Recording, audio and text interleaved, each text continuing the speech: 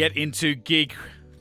This is the big one. If you've been tuning in, we've just had our last episode was our non-spoilers of Spider-Man No Way Home. Right now, my name is Mitch. That wooing sound coming from Matthew Gibson, and we're here to talk full spoilers, Spider-Man No Way Home. Holy crap. Look, not a fan of this naming thing they're doing with the home. No, it's done now, right? It's done. It's got to be done. Yeah, it's got to be done, because it's like I always have to pause and go, Far From Home, No Way Home, Far From... Like, it's just, like, Homecoming was okay. Homecoming's fine. You can clear-cut difference. Easy. Yeah, but Far From Home, No Way Home, they're just too similar. That's it. Give me a Spider-Man 1, 2, 3, please. Oh, I need names. If you're going to give me a number... You're a names bitch, aren't you? Well, I would rather no number at all, but if you're going to give me a number, semicolon, subtitle. Oh, yeah. Yeah, it just feels lazy to me. I don't know. Like, I get it. It's easier. Like, I don't like, if we're talking MCU stuff, and this is a weird introduction to the show, to the podcast, but it's like we got Iron Man 1, 2, and Iron Man 3. But then we've also got Captain America, Captain America, the Winter Soldier. Yeah. Like, I love all that stuff. Yeah. So, yeah, and saying that, the idea was like Homecoming, and then like Far From Home. Why? Because he's on a holiday, or he's like got to come back to what normality is after like dying for 5 years and saving half the universe. It's like, cool. Do you just want to put home in the title again, though? And because even Homecoming is like, oh, it's his homecoming back to the Marvel family, and it's also him back to having his own solo films. It's like, yeah, but he's in high school. Is he going to go to a homecoming dance? It's like, that's too on the... No, he actually did do that for like 18 seconds before leaving. Yeah. Anyway, that's all the big lead up to this film. And that's basically all the negatives I've got to say, That's about the film. Just getting the negatives out of the way quick. Well, yeah, for anyone who did click out early, we haven't started talking spoilers yet, and it is still safe to do so if you have accidentally clicked on and you're just trying to, like, you know, one of those things where you're just like, okay, I can tell that's hot, but I want to see how hot. I can touch the kettle for 1 second, 2 seconds, 3 seconds too much, I've got third-degree burns. That's what we're doing right now. We are going to be talking full spoilers. If you wanted a non-spoilers podcast, it's right below this. Okay. Or above, depending on what app you have. On. See, I'm an Apple guy, but we also don't like do chapters and episode numbers. We're just like a most recent up the top. But it's confusing. It's there to be found. Spider-Man No Way Home, non-spoilers will be in capitals. Spoilers will be in capitals. Make no mistake, we're going to be dissecting the film. This is the one that I have been wanting to listen to, let alone record, for the past 2 days. We're recording this Thursday, the 16th of December. Opening day of Spider-Man No Way Home here in Australia. It has, maybe around the world, started coming out as of Wednesday. In the US, Thursday night their time, but officially Friday. We were very lucky. Mere hours after Monday night LA time, we got the world premiere over there. We had a Tuesday night Australian time. Yeah, what did they say at the screen? It was like 5 hours Honestly, afterwards? It was about that. I was pulling into the car park for our preview screening on Tuesday night Australian time, and there were like 2.5 hour old tweets, immediate reactions from guys that I follow that had been at the world premiere. Wow. So it had only been, a matter of hours. Little old Brisbane of all places. Who would have thought? Honestly, big thank you to the people at Sony Pictures for doing it. It was attached to the radio station that I work at, that we're currently recording at, but also just allowing us at Get Into Geek. I'm like, a lot of us can come, right? And they said, yes, you can. So we come? We got to go, got to host it, which was amazing. An excellent crowd. And for you guys that are listening, because you, of course, have seen it, don't make the stupid mistake of listening to a spoilers chat when you haven't seen this film, okay? Don't do it. I don't care if you think that you don't need it. Who cares? Turn it off. You've seen it. You know why this needed to be a great experience to watch it. And we've spent the last 2 days sort of like decompressing and trying to find a time that we could race. And we were going to do this straight after the screening, Maddie and I. And we couldn't because I'm domesticated. And as cliche as it sounds, I'm like, Maddie, I've got to go home because I've got to actually go home and buy formula for my 6-month-old baby on the way home. And, Understandable. I've got to do that. And it sounds so boring and cliche and domesticated. But here we are, Thursday morning. And it's a good time anyway, because if we would have recorded it on Tuesday night like we intended, it would have been like, when do we put it up? Do we put it up now for the people that have already seen it? Do we put it up Thursday morning so it's there for those 10 a.m. or midnight sessions? People have been watching it in public screenings for nearly 12 hours now here in our country. So it is up now. You've seen it. You're listening to it. We're basically talking around it. Let's not do that anymore. We had the whole half an hour spoilers free chat to do so. Let's talk full spoilers, Spider-Man No Way Home. Where the hell do you start? I thought that literally as I walked into the studio, and I'm like, do we go in order, or do you honestly just come in here and go, Maguire and Garfield, baby? Woo! I don't know. And like what I said in the spoiler-free chat, to try and get around it for people that definitely hadn't seen the film that were listening to it and trusting us when we said we weren't going to talk all spoilers, not all things came true that were rumoured, but certainly some things that were rumoured did come true. And I tried to say that in a very polite way.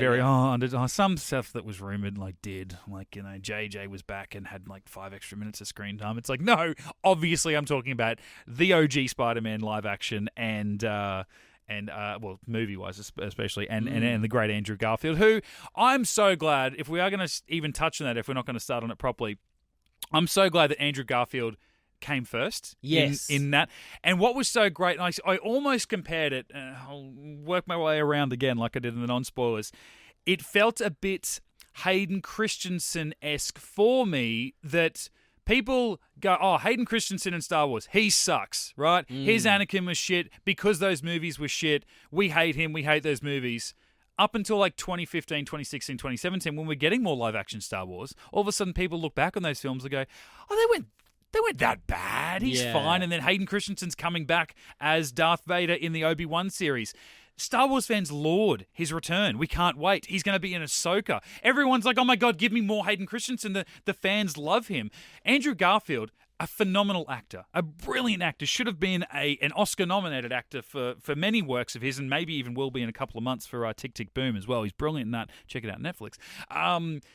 He's probably unfairly remembered for Spider-Man because of the way that his movies, and especially, they say you're only as good as your last game, you're only as good as your last performance. In this case, you're only as good as your last Spider-Man film. And for me, The Amazing Spider-Man 2 is terrible. Yeah. I don't even remember why for the most part. That movie was 7.5 years ago. I've never rewatched it because I just remember sitting there going, this is not, I do not enjoy this. I remember from the first one I quite enjoyed, but it was I guess we're from a certain generation where we're like, no, the skateboarders are the cool kids. Yeah, there's a little bit of that. Peter Parker as a skateboarder, grungy 90s. No, he's one of the cool. Why is he in, it didn't sort of mesh there. Yeah, especially when he's skateboarding through the halls, gets told to pick it up, and it's then he waits for the teacher to go, and he starts. I'm like, you're a rebel. What are you doing? Yeah, that's not Peter Parker. What are you, nerd? Oh, okay, that's right. He's got a camera. Oh, no, now he's taking photos of a girl with a really short skirt on without her knowledge, and he's never met her before. He's a rebel and a creep. Yeah, this is not Peter. He's what's his name from The Breakfast Club? He's Judd, whatever his name is. But otherwise, that was a really good movie, and it was great to see a non-Mary Jane live action. They did some great stuff there. The biggest thing I bumped to in the second film was, why am I supposed to believe this 35-year-old man who looks like a 35-year-old man is playing a high school? He's graduated from high school. Yeah. I'm like, no. He looked younger in No Way Home 7.5 years later than he did in that film. Yeah. It didn't stick. And then, the Electro was okay in that, but it was the modern Ultimate Electro, not the traditional Electro, and all that kind of stuff, and blah, blah, blah, blah. So yeah, it wasn't a great film. It wasn't even a great film series. I feel like because I think also too, the first Amazing Spider-Man suffered from that. There was that whole series of films for a couple of years where everything was a skybeam. Yeah. And it was that year, we've spoken about that on the podcast only a couple of weeks ago. Where I think it was the same year as the first Michael Bay Ninja Turtles movie. And they were both, and the first Avengers. Yeah.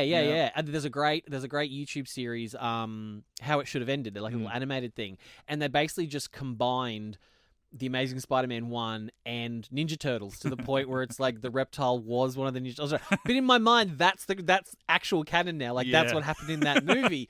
Because I just haven't really gone back and revisited them. So I definitely found myself in No Way Home being like, oh, Garfield's all right. Yeah. He's pretty good. He's good. So he came back, and our cinema erupted. That was until that was the loudest moment of the film up until that point. And you picked it too. Like, I'm such, like, just a simpleton, like, in these movies. I'll just sit there I'm just in the moment enjoying what's going on. I'm never forward thinking. You know, there was that moment early on where, you know, Ned has stolen the sling ring. Yeah. And he does, like, the little, you know, he and Tom Holland do that little fist bump thing. There's a little bit of a spark there. And I'm like, oh, that's cute. Maybe in the next movie he'll have some magical... No, they're just in this movie. He's opening up portals, blah, blah, blah, blah. And so, like, he's opened up the portal, like, in his grandma's house. And it was cut so well together because you just come off Peter's massive tragedy that, like, you see this character just sort of, like, you know, in this weird position in a dark alley looking sort of forlorn and sad. And I'm like, oh, okay, they found Tom. And you've just nudged me. And I can't remember whether you noticed whether it was Garfield or Maguire. But you're like, it's Garfield. Yeah, you were like, it's not him. And I'm like, what do you mean? And then fucking Garfield walks in and I'm just like, what? Well, you know, that was such a good way to do it. It was the eyes. Because you remember like Spider-Man 1, Tobey Maguire 1, great. Spider-Man live action, costume looked great.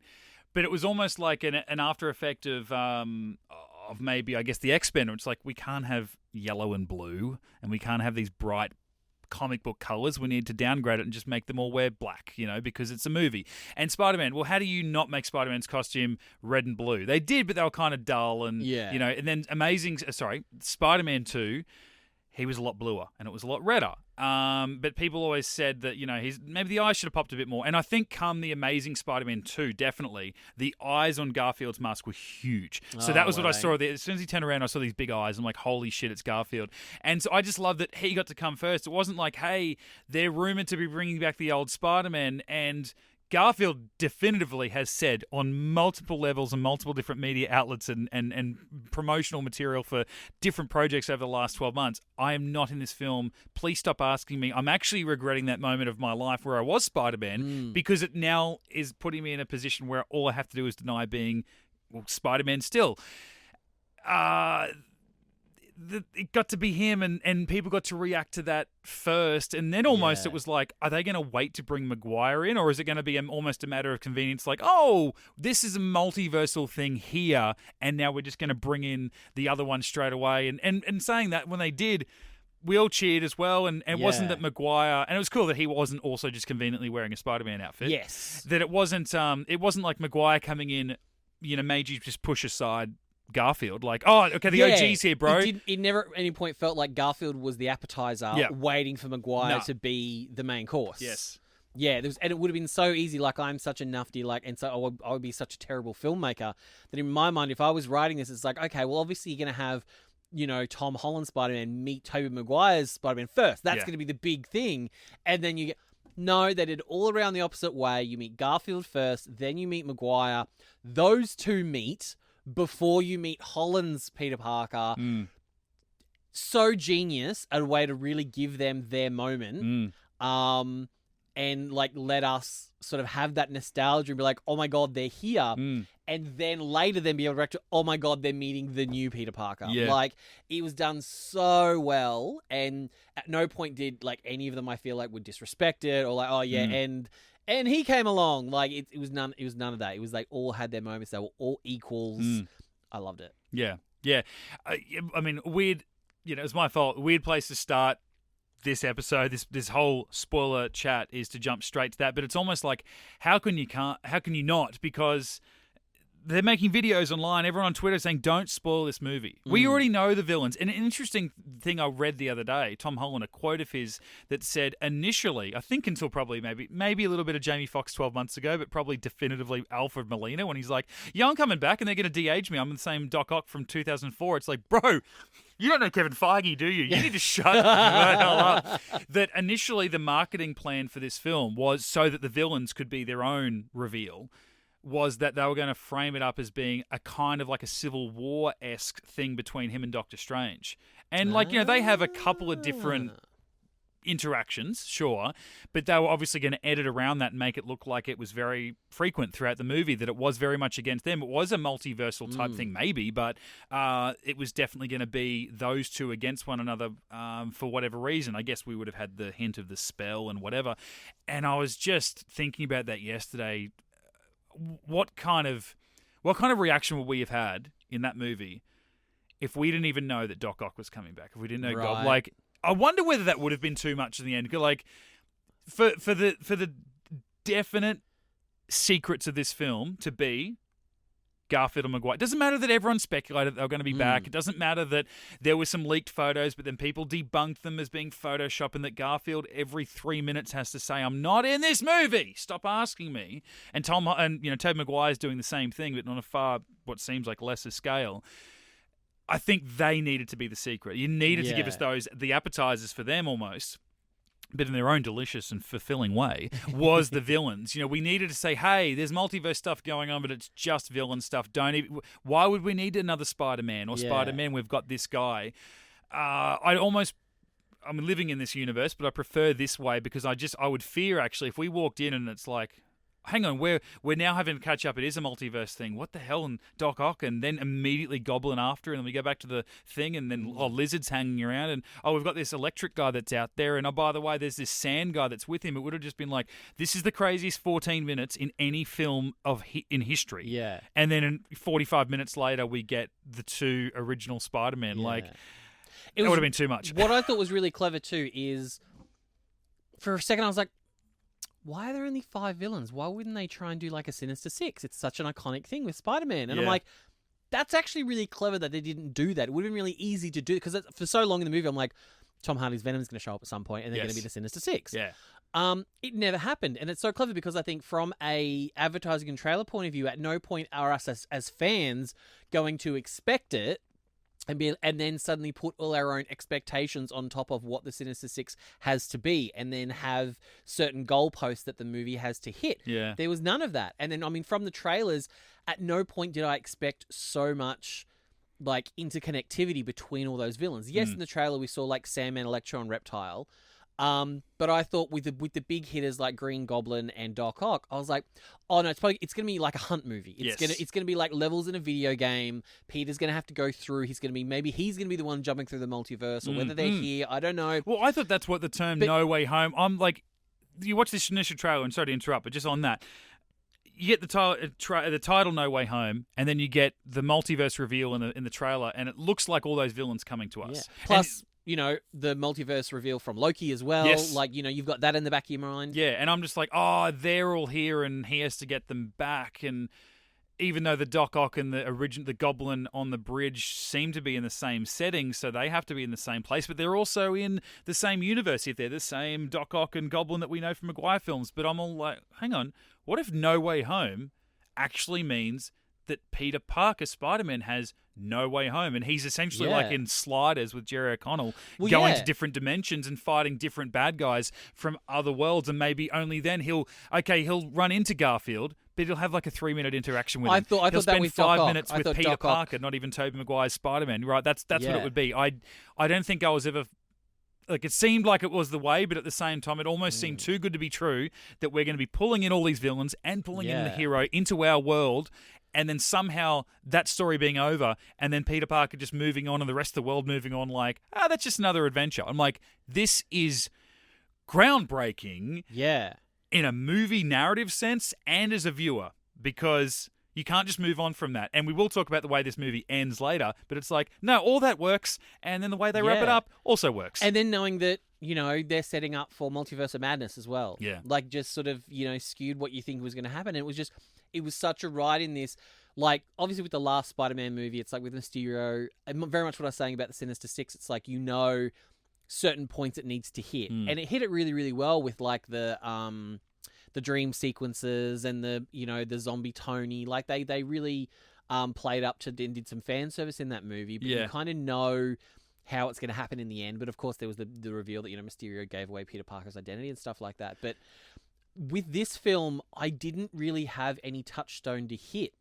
So I really didn't know what to expect and what was going to happen. So when things are happening, I was really like, oh my God, there's real peril. Is this character going to die? What's going like? And it was a fun ride the whole way through.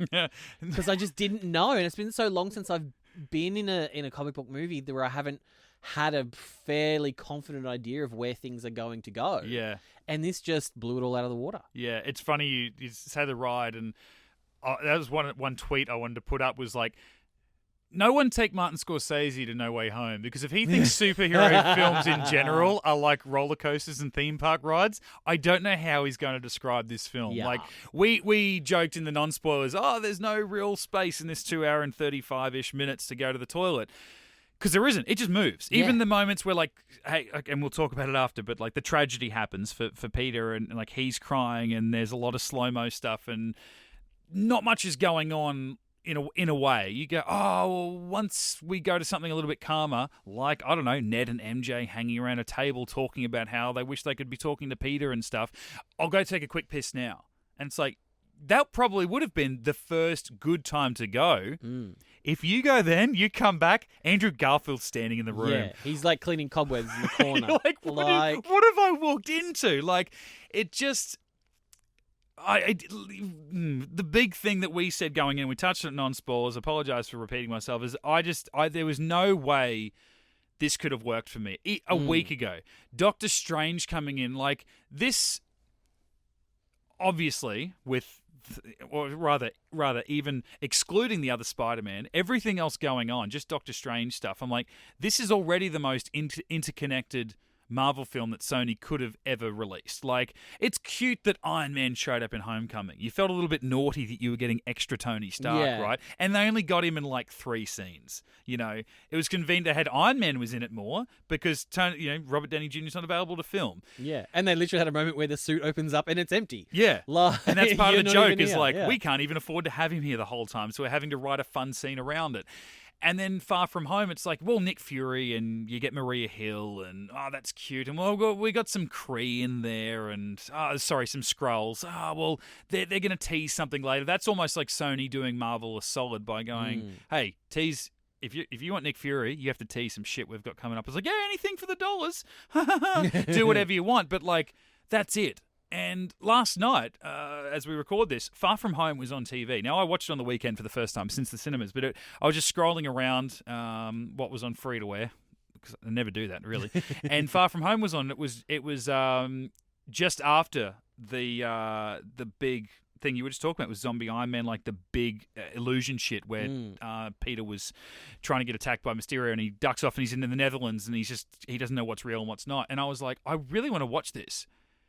But I almost can't because it just feels not small, like in an insignificant way or whatever, but it feels like a completely different film. Yeah. And what's funny about it is this scene in particular is set about 7 days before No Way Home starts. Oh my and God, you that's joke full on to the think multiverse about. thing, like, remember in the trailer when Mysterio pops up, he's like, I'm from a different Earth. And he's like, the multiverse is real? And outside of knowing what was happening in that film, you're like, holy shit, this is how they're going to introduce it. Like, something to do with the snap. It opened up a rip in the multiverse. And I honestly thought that Mysterio he could have absolutely been from another world. He was still going to be a bad guy because Mysterio is a bad guy, but that's what it was going to be. Oh, no, it's even more of a connected Tony Stark film than what Homecoming was because they're just vengeful ex-Stark Industries employees. Okay, cool, no multiverse. But then you think in-world, that conversation where Peter Parker found out the multiverse was quote-unquote real to when he then had another conversation with Doctor Strange, finding out the multiverse is absolutely real.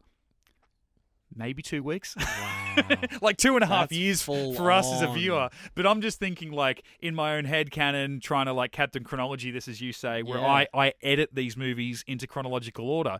What's so great, and I love when films do this, even though the MCU it really has had kind of no grounds to be able to do it before, is that this is essentially like a 4.5 hour film. You watch Far From Home straight into this movie. Yeah. Like...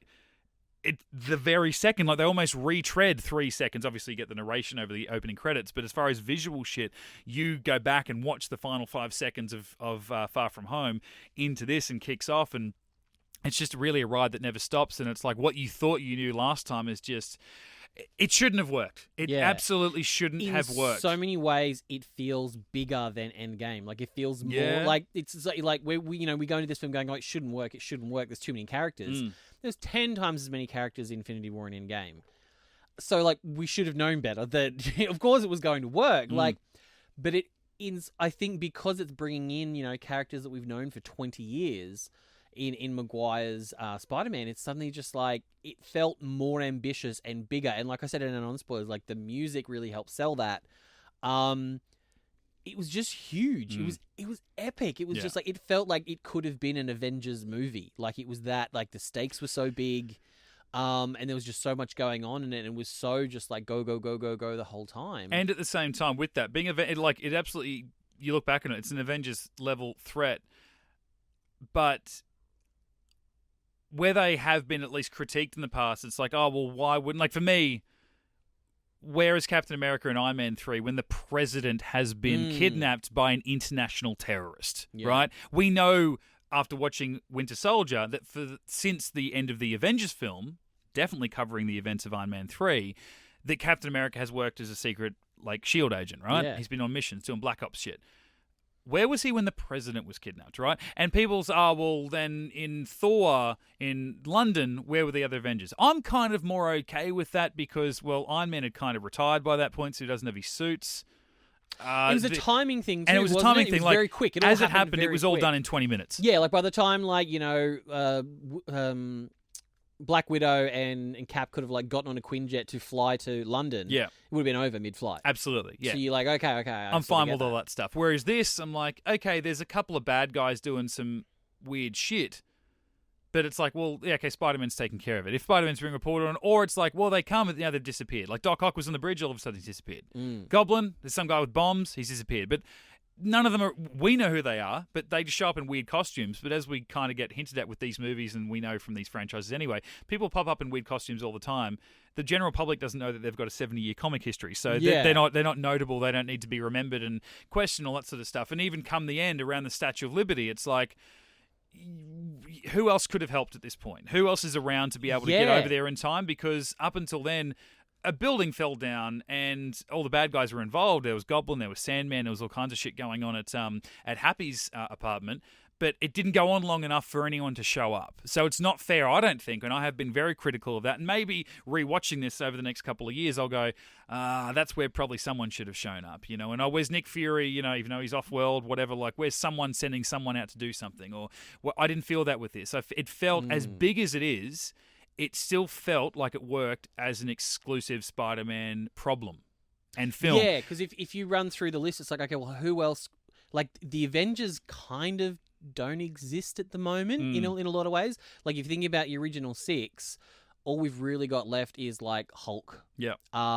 Hawkeye, well, I guess TBC in terms of what happens in the last episode of Hawkeye sort of next week, because it is Christmas and Christmas. Yeah, well, this film ends at Christmas, or it ends certainly well in the start, and they do have that moment where they first go to MJ and she's at the coffee shop, and her boss says, "I told you to take those Halloween stuff down, right?" You're right. So I'm like thinking, oh, how long have they been up? So is it November 1?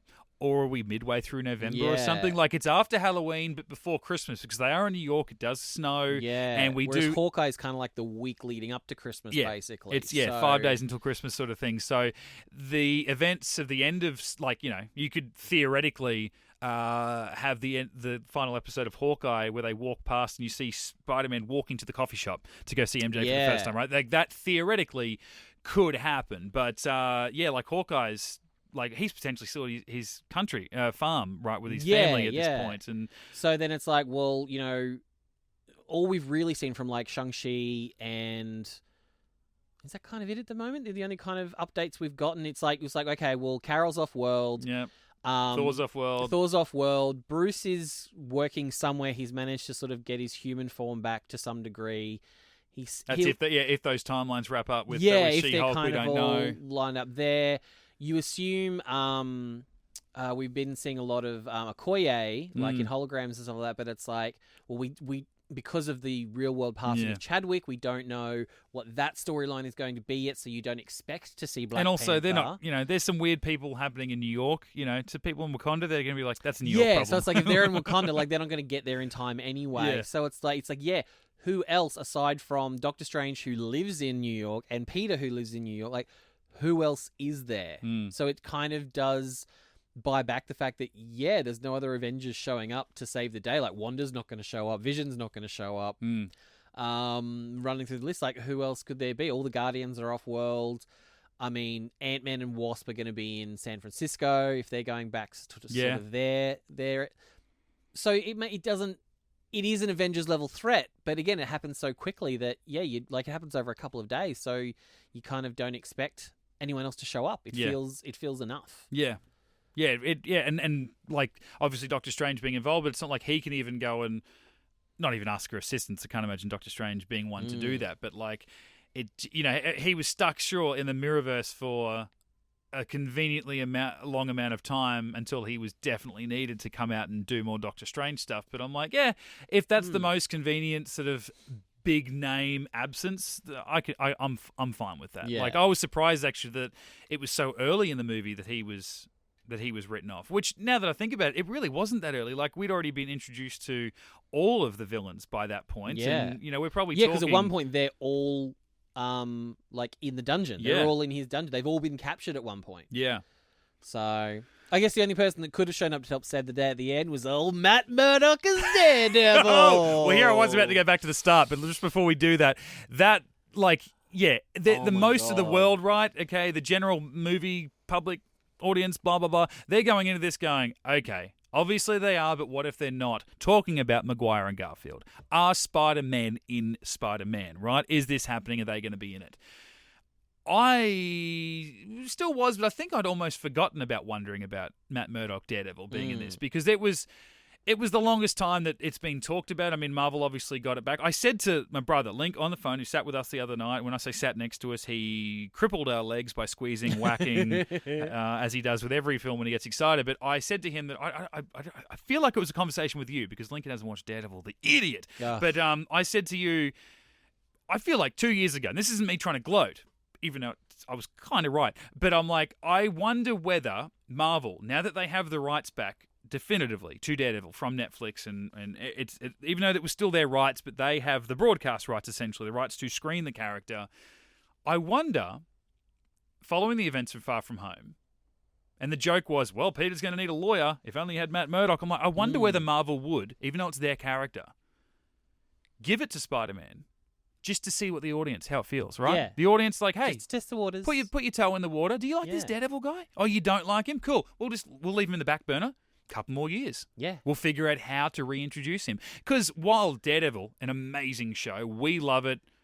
For me, it's the best of the Netflix Marvel series. And you and I have been Charlie Cox fanboys for a long time. Yeah. Like, ever since the first, we were just like, we were always like, imagine, like, I remember us being like, imagine if the Defenders showed up in, like, Endgame or Infinity War and stuff like that. Yeah. Not so much Luke Cage and Iron Fist, but, we're big fans of Daredevil and Jessica Jones. So we're like, imagine seeing those and two rock up.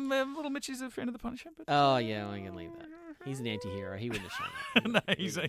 He'll be fine. So, we've wanted him back, and we've wanted a bunch of other ones back. And then obviously with the announcement of She-Hulk, her being a lawyer as well, like, okay, well, maybe we'll see her, like, courtroom scene across from a Matt Murdock. We've said for probably, a year now, we're like, we don't even need Daredevil. Just give us a Charlie Cox, Matt Murdock, and we'll be happy. Yeah. And we got that. Because that would be a lot to stick in as well. It's like, you got potentially got these other Spider-Men. We know we're getting these villains. What if? And there's rumors that he was on set. And God, what if they're not going to surely have Matt Murdock show up as his lawyer, but then also have him as Daredevil? Like, God, that would be too much. Given that, like, Feige has kind of said that the Netflix shows aren't really canon. They've kind of said, well, like, he's never. That's the thing. He's like, well, we don't know. We'll see what happens. Yeah. We're open to anything. But they have kind of distanced themselves basically, from that and Agents of S.H.I.E.L.D. They've kind of said they're kind of even what do you call it? Like Cloak and Dagger and Runaways. And they're like those pre-Disney TV shows. They're kind of their own thing. Don't put too much weight into anything you've seen in there.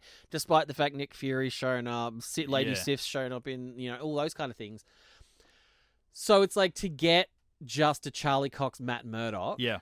Which is great because it's like, I don't know whether his TV costume would translate to the big screen in the same way Star Trek did that. It's like their costumes, like their uniforms for the TV shows didn't translate to big screen. That's why they had their own big screen costumes because they were just made differently. Yeah. And so it's like, it's great. Don't Power Rangers this. Like, I remember as a kid and they look latex or whatever. It's like, oh, that's their costume. And then the movie, they had these like... Now it's leather motocross armor. They look like Iron Man-esque. And I'm like, oh, cool. So they're going to now wear that on the show. And it's like, no, Mitchie, you're 10. You don't understand budgets. Right? It's a completely different universe as well because it's like they rehashed the events that took place in this show in a completely different way. So, yeah, that was its own thing. But yeah, I'm like, okay, cool. Like you said, they've just given us just a little tickle, like, hey, what does everybody think? We'll see how everyone reacts to this before we spend the money. Not that Disney has to worry about money, but or Sony at this point. It's like, okay, well, let's just see what happens before we waste money on like designing and building a Daredevil costume. And it's great because for all us, Daredevil, Charlie Cox, fans, it's like, oh my God, we could get to see him again. But not so much that we're going to go, oh, the suit doesn't look great though. It's just giving us that little bit that's going to make us want more. Yeah. So then hopefully at some point, and obviously, I guess because we're talking spoilers chat, spoiler to anyone who's not up to date on Hawkeye, but we're also getting D'Onofrio's Kingpin has been revealed for that as well. In the same week, Mitch, week, we've seen Charlie Cox's Matt Murdock in a Spider-Man movie, and we've seen D'Onofrio's Kingpin. You're going to wake me up in a minute, and I'm going to want to get back to this fever dream. Honestly, this is where I am convinced that I am living in my own simulation. Yeah. Okay. When we go and see The Matrix next week, we're going to find out we're actually in The Matrix. And this is what the new Matrix movie is. It's going to be waking us all up because it's all been a fever dream. Through the window, I can see a workmate of mine. And we've had this discussion and this is getting off Spider-Man a little bit, a lot. But the idea of like, I don't think this is genuinely what's going on. Or is it? But the idea that like, everything that I'm perceiving, you hear me talking into a microphone, the world around me is all part of my own simulation. And then people go, oh, that's disrespectful to, COVID, right? That's tearing up the world and that's tearing people apart. Whether you believe in it or you don't, people are fighting over vaccines, mandates, blah, blah, blah, freedoms, borders, all that sort of shit. That's disrespectful. I'm like, no, you saying that is part of my simulation. Yeah. That itself is my simulation. What, does that make me an arsehole because I'm dreaming of people dying or something? No. Everything around me is simulation. If you are here, me saying this to you is part of your simulation, all this other sort of stuff. So the idea that I, as a stan of Charlie Cox as Daredevil, as Vincent D'Onofrio as Kingpin, and have just wanted nothing. Like, I love Johnny Bernthal and I want him back as the Punisher, and I keep going, well, those are my three. And it's like, I don't know much about Jessica Jones, but God, I love what Kristen Ritter did. Okay, well, that'll be my four. Okay, but what about someone? If I have to limit it down, they're got to be the two. Is Charlie Cox and D'Onofrio, and it could even be just D'Onofrio, just because I love him and I love how he looked. Whatever, we got those two. This way, and I know we said spoilers for Hawkeye, but it's like, we didn't say for how long, and if you skipped ahead 2 minutes, we're still saying it. But we got hinted at in episode 3, okay? So this is a spoilers chat, and I apologise. Maybe I'll put it in the thing as well, that for a period at the 35-minute mark, we're going to be talking about Hawkeye, that we, in a 24-hour period. Yeah. And I know that we got lucky seeing this film early, but also for Australian audiences, you saw Hawkeye first and then this. If you're a Daredevil fan of Netflix since 2015, in the same 24 hours, 3 years after that show was cancelled, in 24 hours... Because of the Disney merger, like the Disney Marvel... That you get the two... Yeah. Well, two of the main guys. I'm not trying to rule out Foggy or Karen, but the two guys confirmed in separate entities of the MCU. We, the other night, sat in a room and we saw Tom Holland and Charlie Cox, two British men, sit across the table from each other, playing arguably two of New York's most iconic heroes, like street-level heroes. Like, come on. I honestly can't believe that. And you know what? The more it goes on the last couple of weeks, I'm more okay that they're not going to be the same Kingpin and Daredevil that we got to see in the movie. And I absolutely wanted that, right? I did up until a point. I wanted that because I loved that show. And I loved, like, we were texting about it a couple of weeks ago, like that. Not the last scene, but the last fight scene between Daredevil and Kingpin in his apartment. He's covered in blood, and Daredevil is wailing on him and just screams that "I beat you" after going through a wave of emotion through season 3. After Kingpin had just broken Bullseye's back on a brick wall. Oh my God! Like, it was brutal. It's so brutal. It's so excellent. And I've never rewatched it. I don't know what's wrong with me. I rewatched that full episode. And I watched it on a goddamn laptop. But I watched it in New York. How cool was that? I watched the whole series over here, and I went to visit my brother-in-law in New York, and I got to watch, not too far away from Hell's Kitchen, I got to actually watch. I remember going to Hell's Kitchen when I went to New York. This is back like 2007. I remember going to Hell's Kitchen just because it was Daredevil's neighborhood. But I don't want to lose that. I get that the critique of that is that Disney are never going to carry on, one, the brutality of that show and the tone of that show, but also they don't have the rights to that. Disney Plus will never show seasons 1, 2, and 3 of Daredevil. No. That's always going to be on Netflix because it's a Netflix original series. Yeah. And also Disney, as much as they don't have to worry about money or their own intellectual properties and blah, blah, blah, and they don't have to worry about whatever else is doing, they're also not going to go season 4 of Daredevil coming 2022. Yeah, no. If you want to see what happened previously, go watch it on another streaming service. Like what Paramount did with Discovery. So, I don't know. I think I'm more okay that it's like, well, and again, this is almost a problem that fanboys have anyway, that nothing pisses me off more than, and as terrible as some of the movies have been, that you get a Transformers fanboy in 2014 who goes to see Age of Extinction, which was an awful film, but then go, oh my God, Michael Bay ruined my childhood. And I'm like, no, he did not. No. He didn't go back in time. He didn't go back to the 1980s and steal the Transformers, the original movie. I can still go back and watch that animated movie with Leonard Nimoy. Yep. And hasn't broken your toys. New films don't screw anything with that. They're not screwing anything up. You've met the voice of Optimus Prime yourself, right? Yeah. He didn't go to that meeting and stand between you and say, no, you're not allowed to do it. He didn't ruin anything. Yeah. Those things still exist, right? And I think I just wanted that to carry on. But the idea that we then get to keep the actors. Because they were perfect. They were perfect. That's the thing. I don't want to lose casting. those characters. I'm almost fine with losing the narrative, but I don't want to lose that Kingpin. But you know what? I don't know that the MCU or Sony want Netflix's Kingpin meeting Sony's Spider-Man.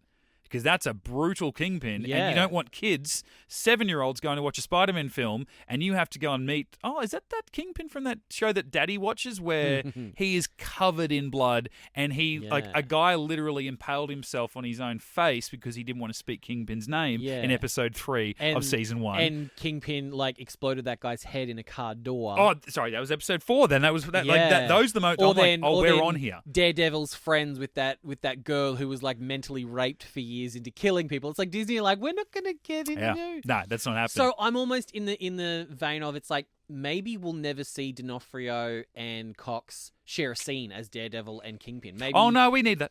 Oh yeah, I want it. I want that. it. Let me just sip my tea. We need that. But maybe their way around it is, they have their own shit going on. Yeah. And, they don't cross paths, and they never have to address the fact whether it can be your own internal headcanon on if that exists or not. They don't ever have to address it. We'll see, but I'm excited that it's something that we can, theorize about, because either way it's going to happen. They're either going to meet each other, they're not going to meet each other, but they're both in it now. They're here. They're with us. Yeah, and I said that to Link yesterday, who hasn't watched Daredevil, like I said, and he knows that we were excited. He knew, as soon as you saw the cane before you saw the man. And Link saw the cane, and he just, he grabbed us. We were already grabbing each other. You and I held each other the most when Charlie Cox showed up on screen. That was we just didn't even grab. We just tenderly held each other. It was a solid grab, but it was also very tender, where I just sort of grabbed your forearm. Not unlike how I'd probably hold my wife's in a movie. And we just held each other through the we did. I have to go back and watch that movie. I don't remember a single word Charlie Cox said. I don't remember a thing that was uttered in that entire scene, except for when he catches the brick and they go, "How did you do that? Because you're blind." He goes, "I'm just a very good lawyer." I remember nothing. The rest of it was rhubarb, legal jargon, rhubarb, I'm blind. That's it. And the great thing was, and I'm not pretending like we're on some kind of pedestal and that we know everything and no one else knows anything, but I honestly didn't expect it wasn't a Garfield reception, but I didn't expect the reception that we got in that cinema the other night for Charlie Cox's Daredevil coming on screen. Yeah. I just figured there would. It's almost, it's not niche, but it's like when that show came out, there were no Marvel.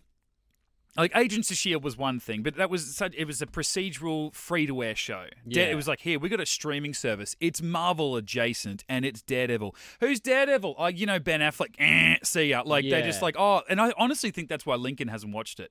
I don't definitively know, but I almost say it was a 12-year hangover from 2003's Daredevil that was that movie, which I'm fine with. The director's cut is a much better film. Still not excellent, and then you compare it to the series, it doesn't hold a candle to it. I think it's a little bit of hangover from that You're right, it film. could be, That yeah. people are like, oh, Daredevil, yeah, that was a lame. Again, you're judging while Garfield's judged because Amazing Spider-Man 2 wasn't great. The Daredevil character is not judged well because the movie wasn't great. It's like, oh, obviously that character doesn't carry a good story. It's like, think again. And then, Kingpin, we've never had him before, right? Before that series, other than I feel like we played him in like. In that film. He was sorry, in the Daredevil he was in film. that film, but like, what's his name? The guy from Green Mile. Yeah, sorry. I always feel like that in like that just. He didn't really feel like Kingpin to me. He just felt like the antagonist. They didn't sell him up as. I didn't get that Kingpin like New York vibe the same way I do. D'Onofrio certainly started small, but by season 3 he'd like gotten up quite a size. My kids play the we play the Spider-Man video game. We both love Spider-Verse. You feel like Kingpin has got his hands in a lot of pies, and even the way that Hawkeye is setting things up. I'm definitely going to have to put an exclaimer at the top of this. We're going to talk about Hawkeye. Is that Jeremy Renner saying right at the end of the episode, oh, this is the guy that I've been worried about. This is Kingpin. And it's like, well, hang on. How long have you known about him? That shot right at the end, like of the animated part of the credits where it's just like the giant Kingpin shadow over the two of them plus the city and stuff. It's like, oh, snap. Oh, shit. I didn't know that we were building up to this. And it makes sense that they were going this way. If you know anything about the Echo character, which I don't, so I only know her as Maya. I know her briefly from, I want to say, like Lego Marvel Avengers 2, where like she's an unlockable character, right? And she just has like these cool like paint stripes across her face, and she's got a sword. Like that's it. Yeah, that's all I really. My only contact I've ever had with Echo, and because of her connection with Kingpin, it's like, well, that makes sense that they're setting him up to be maybe a foil for her and her own. But now that I say that, I'm like, oh god, I hope Maddie's not right, and that. It's like, hey, Kingpin, well, you've seen him with Daredevil in his own show, and if you want more of that, we'll just rewatch Daredevil seasons 1, 2, and 3 on Netflix. And anyway, she's just going to be a foil for, our other people and other series. So I don't want that, but it's good that, like, just we get to see it. And I feel bad that, like, we're talking about Spider-Man, all of a sudden we're on a 15-minute Daredevil tangent, but I guess the point of that is that they managed to do, even that scene went for, 2 minutes? Yeah. And it opens up so many doors, windows, and told you enough about the multiverse before the multiverse had even been fractured in this movie. We get to see Charlie Cox, and I'm like, what I said to Lincoln, as I was saying before, this follows on. If you only watch that scene, that takes place after season 3 of Daredevil. That absolutely works. Yeah. You watch Hawkeye, you're like, he was back in jail. So unless during the blip, he got out of jail or whatever, then that definitely works. But wouldn't people know his name? Or maybe he's being so secret. And so maybe the Kingpin kind of is more definitive that it's not the same Netflix one. Charlie Cox's Daredevil, though, which do exist in the same MCU world now after we've seen over the last 24 hours, that could carry on from. But the idea that it's like, this is multiversal. So they have, and what might become a verb now, they have J. Jonah Jameson or JKJJ'd it, in that we've got the same actor playing the same character you've seen them do before, but in a different version because it's in a different universe. And it's like, you know what, JK did it from Far From Home, and that's sort of what we got told was that, no, it's obviously a different guy because it's a different Peter Parker. And the audience, like I said, we're not smart and everyone else is dumb. People are a lot smarter than we give them credit for. They can deal with this multiverse crap, and they kind of have to at this point. Like it almost feels like this is the new wave of what am I looking for? The little thing what's the word? God, I'm looking for. It's interconnectivity. It's just something. The little thing that Hollywood likes to do. It's like their little nugget that everyone comes in and takes a piece of the pie, right? Because obviously DC are doing it, right? Flash are doing it with their own. There, obviously Michael Keaton's coming back, and we've seen it on TV, even with the Flash. And we've seen Spider-Verse. Kids were introduced to them. My kids understand the basic concept of a multiverse, right? Because of Spider-Man into the multiverse. You love Michelle Yeoh. There was a trailer come out yesterday. It was like everything, anything, all at once, everything all at the same time, or something. I don't remember the actual title of the movie, but it says, Michelle Yeoh, watch this trailer. She explores the multiverse, and it's like a drama based on that, and like how time is all happening at the same time, and multiverse and blah blah blah. Like it's just it's a new sandbox that Hollywood are liking to play at the moment. I feel like it's a natural extension of, like, if you think back to like 2012, it was with the first Avengers movie. Even the lead up to that, people were so confused. They're like, oh, so wait, like Captain America and Iron Man had their own movies, but they're going to combine at the end. Like that was like outside of Star Trek, that was unheard heard of, Yeah. or like the Hot Fuzz movies and stuff like that, which are very loosely interconnected. Yeah. But it's like people were trying. It took so long people to wrap their heads around the idea of, oh, okay, so Iron Man's going to have a movie, Thor's going to have a movie, Captain America's going to have a movie, and then they're all going to come together and have a group movie. Yeah. People were like, what? Yeah, and I knew people that had only seen the Iron Man films, and they went and watched the Avengers, and they're like, "Who's this idiot wearing a flag?" Like, Yeah. oh god, he's boring, and they didn't like him, and like it was a very ambitious, a risky movie because everyone loved Iron Man, but not everyone went and saw Thor. Yeah. And same with like Hulk. Well, the 2003 Hulk was boring. I'm not going to go watch the 2008 one. Like, what the hell's all that about? And it's a different actor, so are any of them even related to each other? Yeah. And Captain America, how Come ridiculous! Like. Again, none of this should have worked, but it's right. That was 9 years ago. Yeah. And the idea that we were watching something interconnected, and this isn't us as much as we love them. This isn't going, Marvel are geniuses. They were creating concepts and ideas. Like, no, they just made it more palatable for basic audiences like us. What is this? Everything plays together? They're giving it to us in small amounts so that those who aren't familiar with this kind of science are being able to kind of catch up and absorb what's happening without feeling like they're so overwhelmed that they can't keep up with what's going on. So it's I think the multiverse is the new cinema universe type thing. It's like we're slowly getting little bits and pieces. And like you were saying, was it this or in our non-spoilers chat? It's like when Peter was first introduced to the idea of the multiverse back in Far From Home. And then it turned into nothing. But it's like it started the conversation of what is a multiverse. It was just that little sort of tidbit there. That was left there, and then we'll see what happens. And I'm not saying that he's the only one that comes up with the ideas. I'm certainly not saying that he's the one that wrote this line or that he should be thanked and lauded and all this sort of stuff. But it's easy to just look at the top. Who's at the top? Who's the captain? Kevin Feige. But whoever does it, like the idea that I never thought about it like that. But the idea they put the word multiverse there, the idea that this bad guy or this person, this character is from a different universe. Oh, it didn't come true. But for 45 minutes of that film, you do believe that. If you don't know anything about Mysterio, if you just believe what the movie tells you, you believe that and you understand the basic concept of it. Why? Well, because of that thing where half the universe disappeared. It's like, oh, well, I believe that nonsense, so I'll believe this. 2 years later, it's like multiverse. Like, yeah, I'm up for it. What do we got? Bringing in old Spider-Man? Sick. Going to bring in new Electro? It's not the same one as we saw in that other movie? Maybe not. Either way, I'm fine, bro. Get me a large popcorn. Like, and if you're a nerd like me, it's like, well, I hope, in the time since then, it's like you've done your own research. Like, you've read your own comics and you've sort of gone, oh, I'm interested in this. What is this about? And you've sort of discovered things along the way and created your own path as you go, and so bits and pieces and stuff like that. So when stuff like this comes along, and obviously I'm sure Multiverse of Madness is going to be next level, and Loki obviously is another little piece of the puzzle. It all kind of makes sense when you have it's the problem I think is when people miss stuff.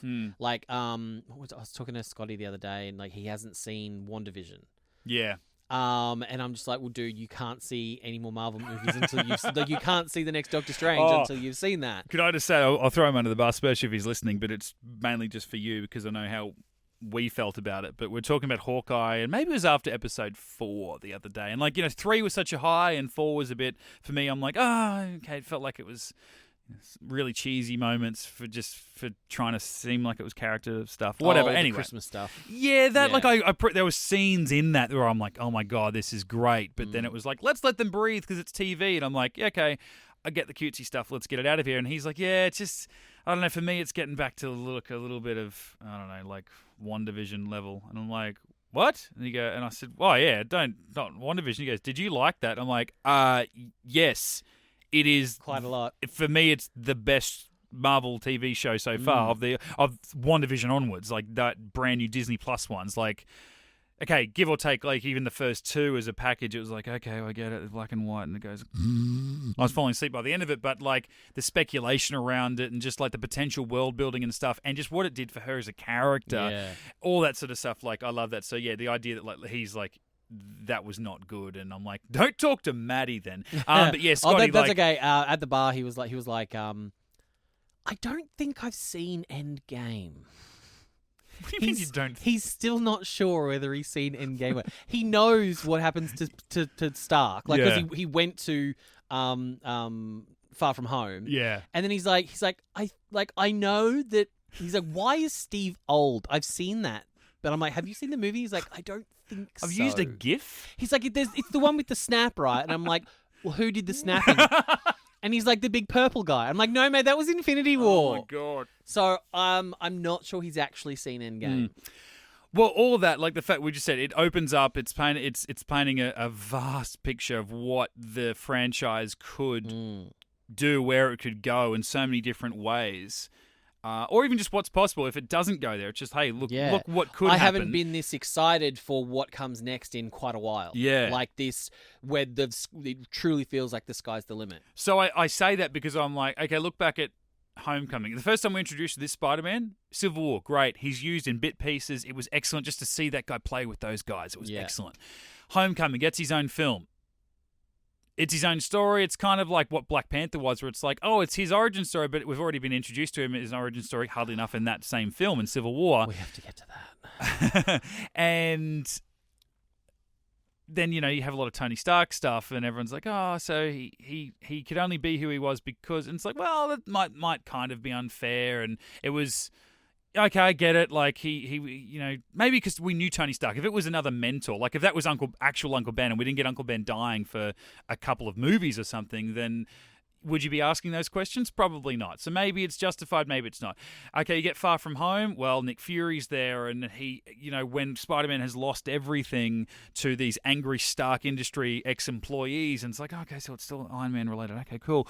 Happy brings the plane along, and it's like, here, have all of Tony's knowledge and wealth and technology in this plane. And his private jet. Basically make anything you want. It'll build you whatever you want. And so he has to create it. He has to think of it. But it's basically like he's Hal Jordan and the plane was his green ring, right? Yeah. It could do anything he could think of. And it's like, okay, cool. So he still hasn't been able to have like his own film where he's his own character. Now, we'll get to the end of this movie and where it leaves him later, but do you feel like... in some ways, what I worry about with these films... I felt about it with the multiverse stuff going into Far From Home, and it didn't end up happening. But with this one, I'm like, okay, I get that... Maybe in retrospect, we'll look at WandaVision and go, oh, multiverse stuff. Wasn't really hinted at that much, I think, as much as people go on about. Or maybe I'm just dumb and I don't understand. Certainly a lot more in Loki, like the way that just like blow up and credits. What? When are we getting season 2? Don't know. Have fun. Maybe. We get that, and then we get Doctor Strange 2 coming out next year. It's like, cool, that's all Marvel. You guys want to do multiverse stuff? Sick. That's where you're going to have to go. You want to go cosmic? You've done a little bit of that now. You want to go multiversal? Sweet. We've done time travel. Go with whatever sci-fi trope, idea, concept you want to ever do. Spider-Man, he's a Marvel character. He belongs to Sony. It feels like a lot of the time they are just using him because people are going to go watch that. To print money. But also to get them interested in what they're doing next. Yeah. It's like the Daredevil thing, right? Put Matt Murdock in there. Just to see if he works. We don't want to do it one of our shows. What if he doesn't work? We don't want something that definitely doesn't work because then we've tainted our own character in our own property. Give our character that has worked elsewhere, but we'll give him a different version, but give him to Sony to play with. Yeah, sure, 2 minutes. How wrong can you go? And it was just a beautiful looking, cute Charlie Cox just looking so lovable, and I'm like, you're going to be Daredevil one day, buddy, and I can't wait to see you back, and thank you for saying yes to coming back. And you weren't one of these actors who just went, I've done that, I'm going to move on to other things. It's like, I want to come back because I love it, but also the fans really want it. It just feels like, yes, Spider-Man's being used. It's like, hey, man, have a multiverse movie and broke open the concept, have a little bit of fun, just paint a nice little opening for Doctor Strange 2 to come in and really do it the right way we're going to do it. And I'm just like, God, can he have his own movie? But like we said, with the Avengers level threat stuff, it still felt exclusive to Spider-Man. And I understood why, one, no one else helped, and why, two, Spider-Man was the only one that could fix it.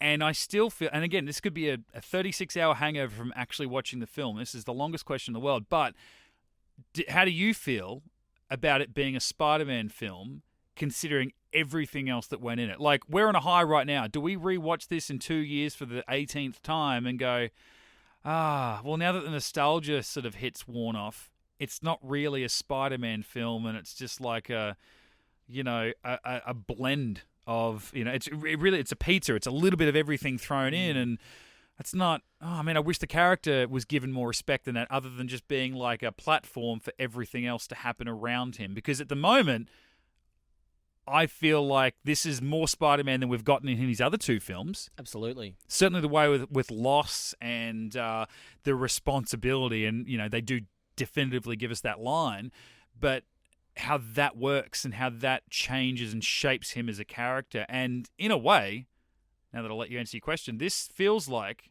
yeah, it's the wrap-up of the trilogy, of the home trilogy. It feels like we've had, with Civil War and Infinity War and Endgame, we've had a 6-film origin story for Spider-Man. Yeah, because it's Ongoing. It's so bizarre because it's almost like they've rebooted the character. Yeah. Like by the end of this film, we have they've in such a interesting and intricate way managed to give us everything we could ever want, address all the issues that any of the people have had in terms of, he never made his suit, it's all stuff from Tony, he's got all this money, blah, blah, blah, blah, blah, blah, blah, he doesn't have his spider sense, it's the Peter Tingle, blah, blah, blah. It's like, they've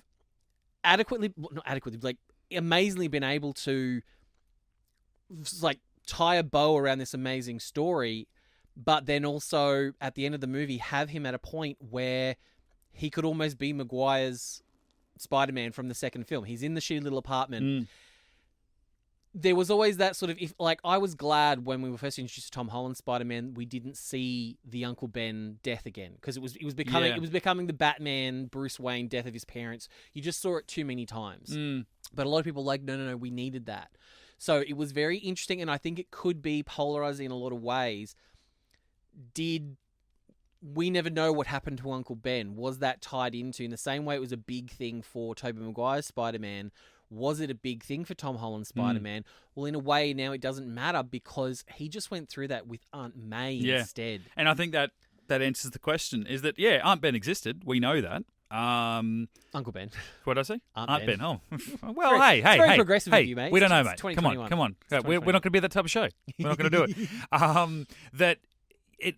Not that he didn't matter, but it's like, in this universe, and that's what I love so much about that moment where all three of them first meet on the rooftop at the school, and they trade off, and it's like, she said this to me. It's like, holy shit, why? Who you lose? You lost Aunt May. I can't imagine what that's like. Mine's still with me. And I had Uncle Ben die, and me too. And she said this to me. Oh my god, that's what happens to all of them right before they die. Oh well, I've got MJ. Oh well, I lost Gwen, and okay, well she's my this, and you're her that, and we've like, it was a great way, almost as a meta way of showing the audience that these characters don't have to go through the exact same thing as each other. And as much as I want to, like, I'm weird like that. And I said it on, it's Getting a Geek, but it's our DC TV stuff where, hang on, was that? It was on something I recorded. I don't know. I do a lot of it.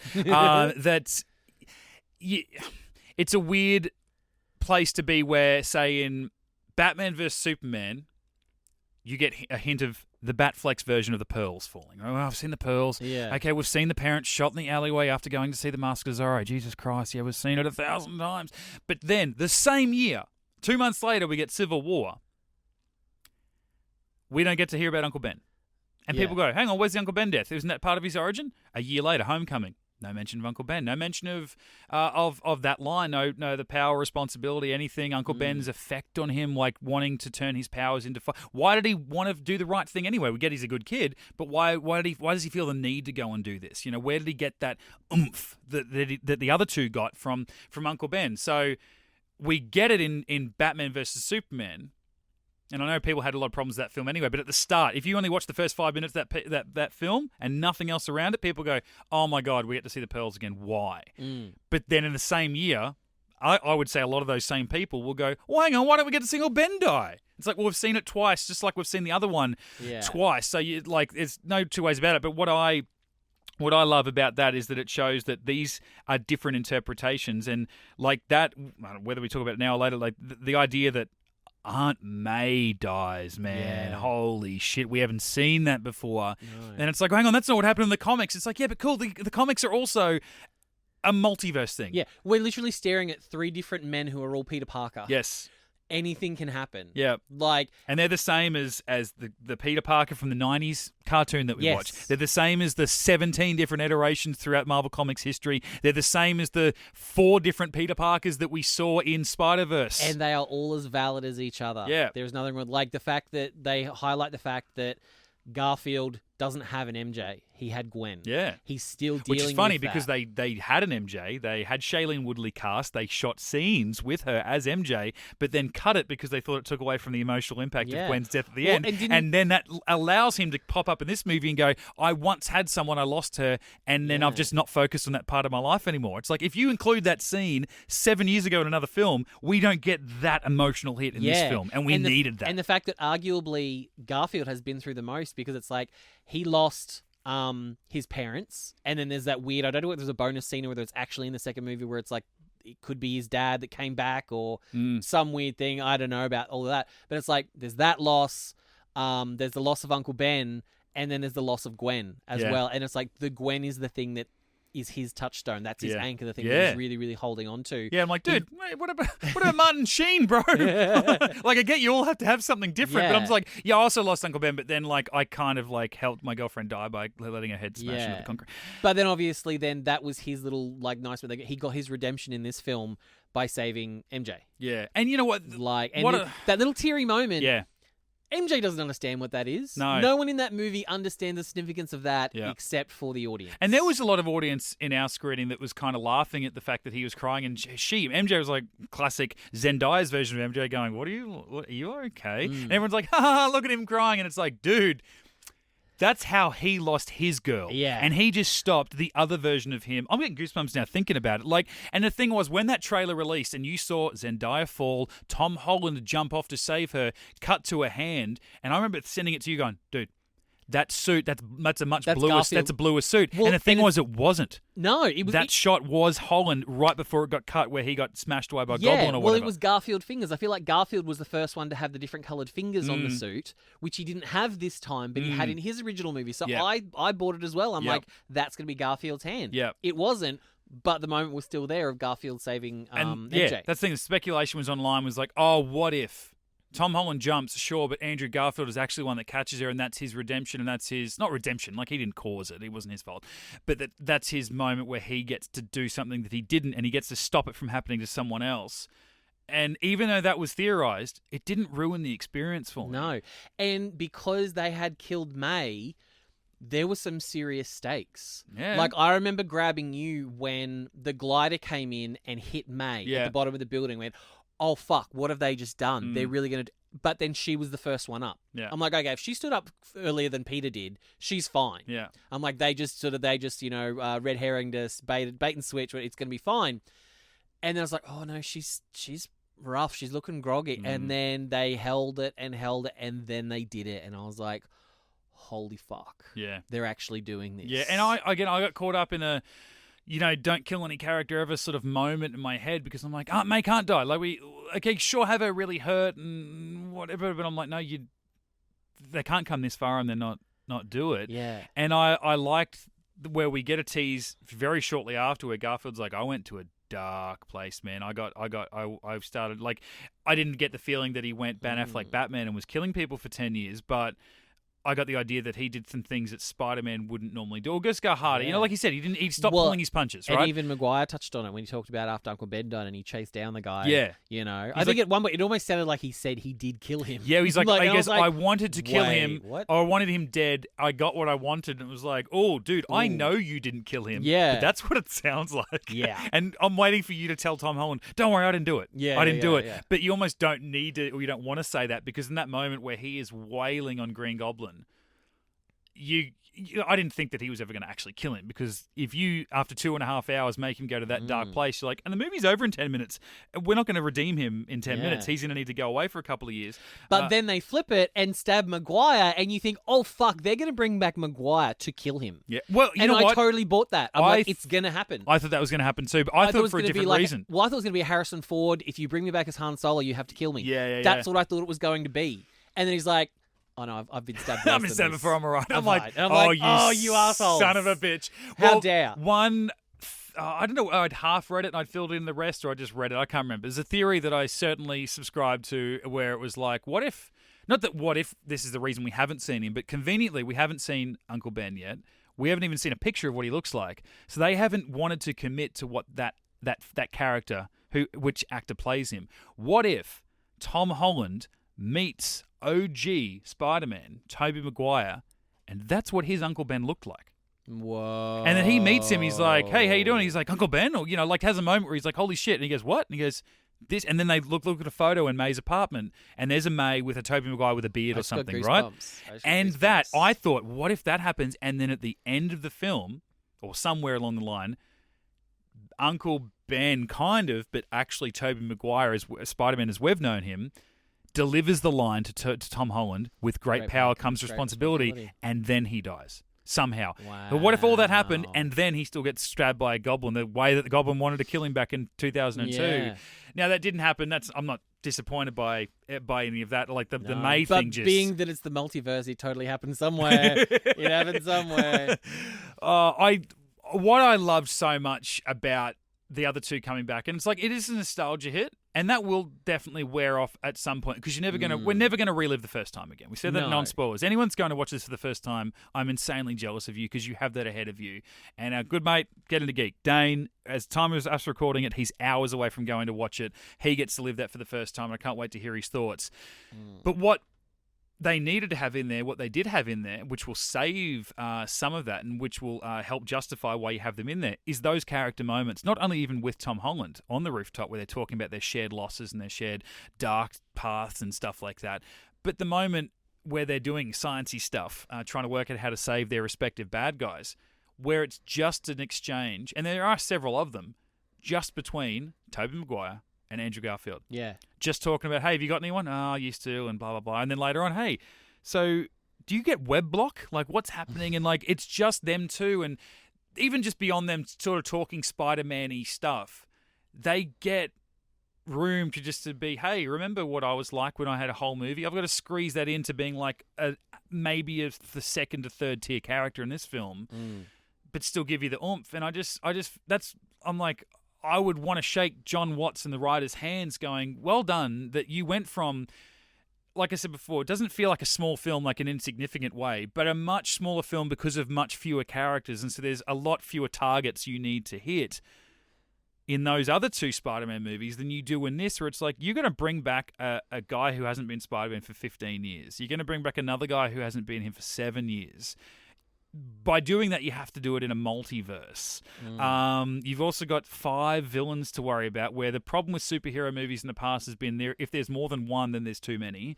You've got to give them a reason for being there other than just convenience, which they did because they dove into actually their characters. I wanted to save those bad guys. Now, I want some of them to stay evil because it's fun and I want to see Spider-Man punch them, but I wanted them to be there to see Alfred Molina be a good guy again, because he was a good guy at the start of his own film, and do all of that and then still justify bringing in, for just some fan service shit, having other Spider-Man in there. And again, this is a hangover 36 hours after watching the film. I think they did it, and I think I will still feel like that. Like I said before, I still watch Endgame, and there are key moments in that hit me.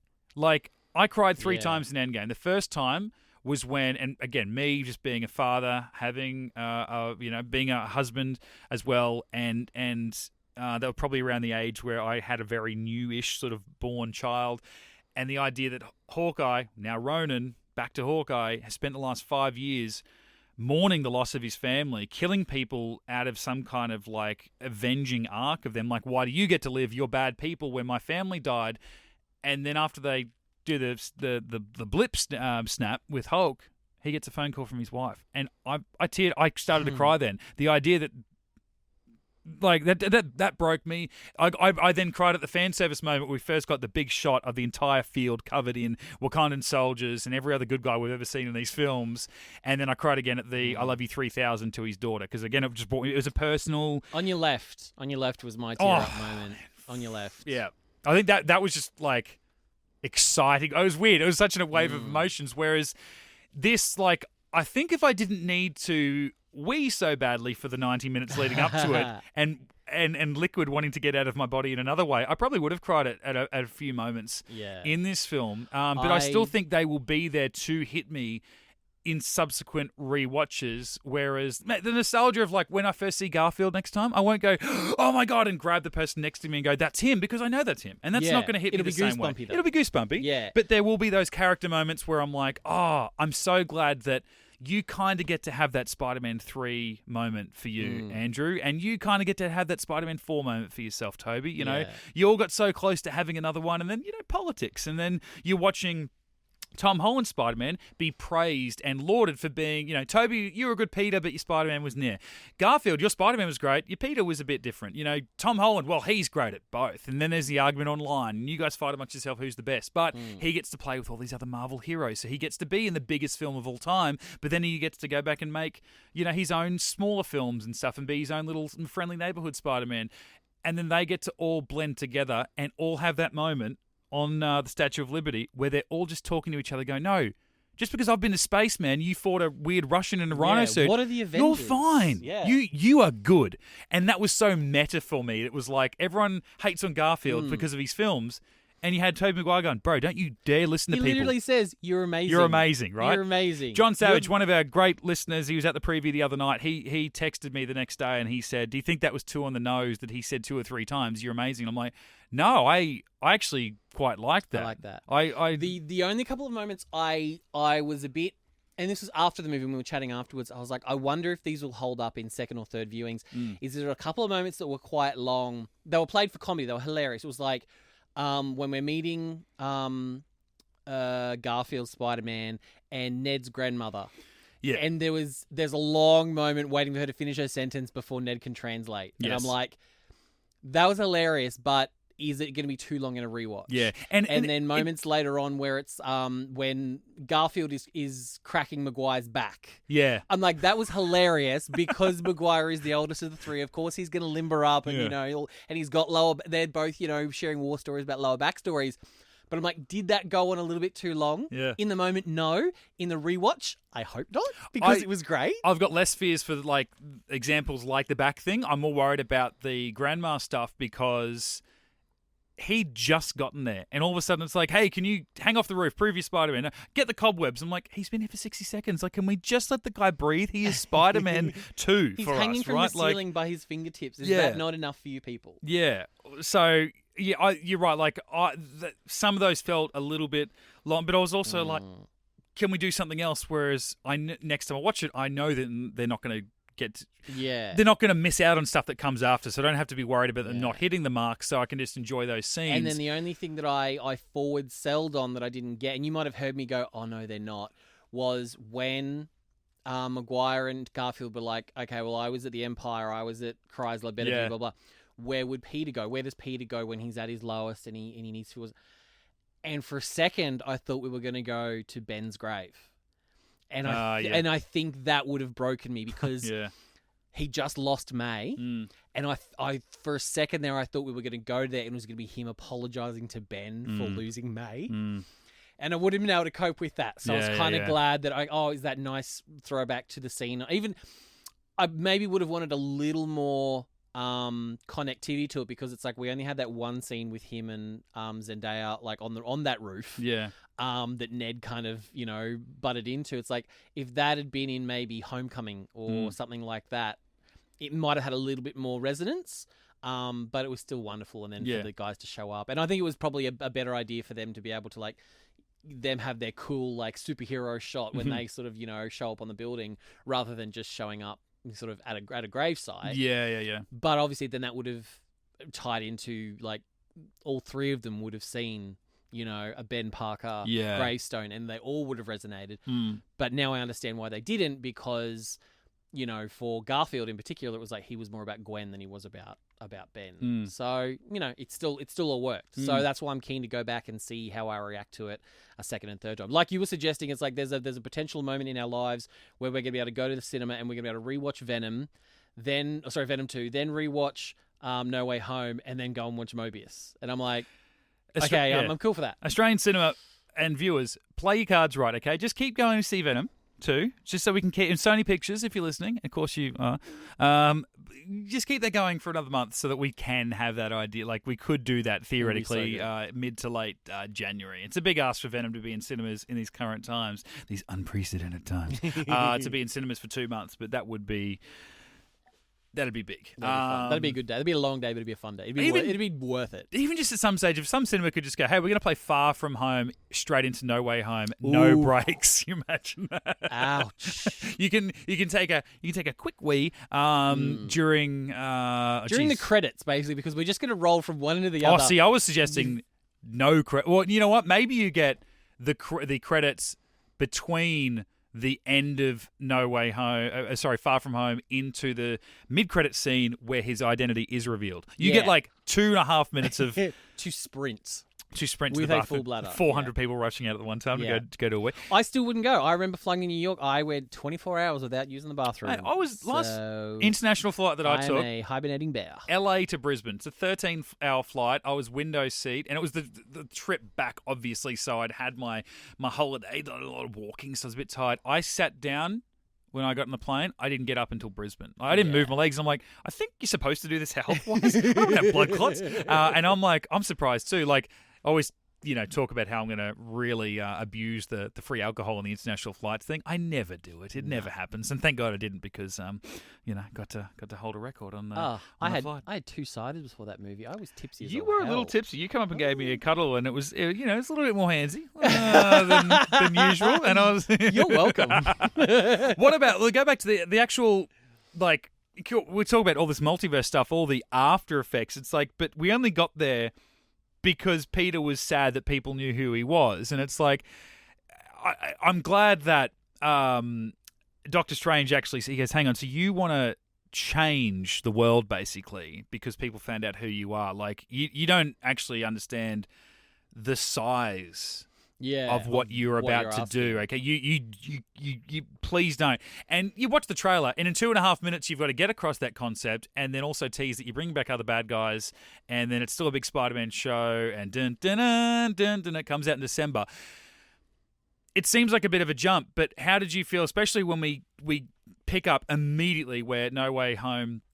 Far From Home. God, we're going to keep doing that, aren't we? It's the worst naming they've ever done. So, like, they have, like, a good sort of, 5-10 minute segment where he, like, runs away from the people and the city and everyone chasing him and the helicopters, goes back to Queens and goes back to Aunt May and, shacks up in their place, and it's like, whoa, that's a big day. And then obviously it goes on and he's still out trying to do Spider-Man stuff and people are throwing things at him and then they have to hide and he can't go to school properly and, applying for college and all that sort of stuff. Like, it went on, it wasn't like it was a real long thing, but probably longer than I thought considering all the things they needed to do. I actually I'm like, okay, it's a ridiculous concept, it's a ridiculous idea that he would want to change the planet and risk the planet just for the sake of his secret, even though Doctor Strange was confident that he could get it done. I actually bought into it. I think they did enough. They lingered along enough on all the effects that it's having on him. Like, even one of his gym teachers, like, you're a murderer, bro. Mysterio was right. All of his friends not letting him walk through school properly. That, his colleges were knocking him and his friends back. He and his aunt couldn't go home anywhere. Like, it just... Life was terrible for him, and like for as much as what I love about it is as much as the MCU has kind of been critiqued in a way, but not really. It was really more about Civil War and the fact that was about identity in the comics, and that they couldn't do that in the movies because everyone knows who everybody is. Except for Spider-Man. And when you hire an actor, you want to see their face so you can see the emotions on their faces so they can act. They kept finding ways to rip Chris Evans' headpiece off for multiple movies. And then in the end, they're like, no, Captain America's more important. Chris Evans is fine. We can still see that he's beautiful. No one knew who Spider-Man was. But at the same time, not only did they not know who the identity was, they didn't really know who the hero was. Like, he was a nothing compared to everybody else. So the idea, like, it was a bit of a stretch for me. The big stretch was that J. Jonah Jameson coming out going, Spider-Man, this guy, he killed Mysterio. It's like, cool. Like, aside from a couple of highlights on the news about something weird that had happened, who is Mysterio? And who is Spider-Man? Like, no one really knew who this... It wasn't like they held a press conference after Endgame and went, we all saved the world. Spider-Man is this guy. You don't know who he is. And Nick Fury, Spider-Man, and there were other people at S.H.I.E.L.D. or whatever, the only people that knew that the elementals, if they were real, were a global threat that were going to blow up the planet. The rest of the planet didn't know that. They were just something fun on the news, like, oh, there's another alien attack. Well, we're in a world that's been living with that for, I don't know, 13 years at this point. It's no big deal. So that's a bit of a stretch that people would even care who Spider-Man was. If there was a murderer, like, straight away. It's like, oh, you're a murderer, but you? Who are you? And who's the guy that you murdered? And why should I care? Why is that bald man with a weird moustache really angry about it? But if I put that aside, I actually bought into how long they gave to breathe. That this is a real big deal for Peter, and you can kind of understand why he goes, well, it's simple for you, Doctor Strange, to fix this. Do you think you can get it done and I can just leave now? That'd be great. Like, it wasn't supposed to be a big thing. Yeah. Something that I think sold it for me was it's because they were really reinforcing the fact that Tony Stark, Iron Man, who the entire world knows and loves and owes their lives to, it's almost like his memory was being tainted and abused because Peter used Stark tech to kill this man. Oh, they definitely did that more in this film. I think they did so well to align Stark with it. I kept waiting for a Gwyneth Paltrow thing coming out going, no comment, we're still working through what the hell's going on, blah, blah, blah. Yeah, even for a moment when they were like, oh, it's become, there's like an indictment and they're like searching Stark facilities and there was that shot of like the trucks leaving the Stark facility. I was like, they're seizing technology. I'm like, that's a little bit too far. But then I realized, oh, it's to tie in just the negative effect it's having on Peter. Yeah. And then obviously I think it was great. Because he would feel guilty of tainting Tony's legacy and image. Not only that, and then also then when he decided to do what he did with Doctor Strange, it was like, it wasn't because of him. It's something that's been reinforced in the old 90s cartoon and one of the more recent ones I watch, I think it's Ultimate Spider-Man or something like that. Oh, yep. It's not about, the mask doesn't protect him. It protects the people he loves. Yeah. That's what it's always been about. So I love the fact that they all got their letters from MIT and they opened them up and they all got denied. I remember hearing Lincoln's girlfriend at one point going, oh, Ned's going to get in. Everyone's going to get, like, you know. And I was like, no, then none of them are getting in. And that they hung a lantern on the fact that Ned read out that line that's like, under present circumstances, and they, because it's like all the universities clearly could have just given them just a run-of-the-mill denial, and it's like, you're just not good enough to get in. But the fact that the MIT in particular highlighted, due to current circumstances, we can't offer you a position. So it really highlighted to Peter that the reason they didn't get in is because of him. Yeah. He's quote-unquote ruined their lives, that none of them got into MIT. And there was no question that, oh, maybe we just didn't meet the cutoff. It's because of public opinion, you're not welcome at our school. And to me, that was enough to push Peter over the edge to, start wanting to wipe people's memories so that his friend, not so much, and at one point he's like, I don't even care whether I just want MJ and Ned to get in, to have their lives back. I don't care about it. Yeah, that was a nice scene on the bridge where he said that. He's like, no, don't worry about me. I'm just talking about them. Yeah. Yeah, and then obviously then we get that callback then at the end where, they've got what they wanted. He's all on his own. He finds this crappy little apartment. The only weird thing there for me was that they did a shot that lingered on like him with some textbooks about getting his GED. And I'm like, so does that mean he did graduate high school? Like, does he not exist at all so that he never went to school with them?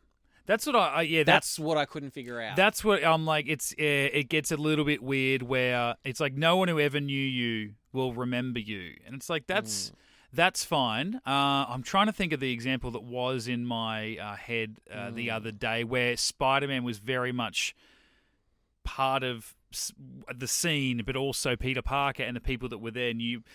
I don't know, and but then there was a weird get bit with Happy where it's like Happy meets Peter at May's grave. Yeah. So clearly he still has his memories of dating May. Yes. But has no memory of Peter. Yeah. But knows who Spider-Man was because he said, "Oh, I knew her through Spider-Man." And I found that and Peter was the first one that said that because Happy said, "How did you know?" And he goes, "Through Spider-Man," and he goes, "Yeah, me too." Yeah. And I'm like, well, okay, so you, as far as Happy is aware, he thinks both of you know Spider-Man, which is kind of crazy because no one knows Spider-Man. He's this weird hero. Yeah.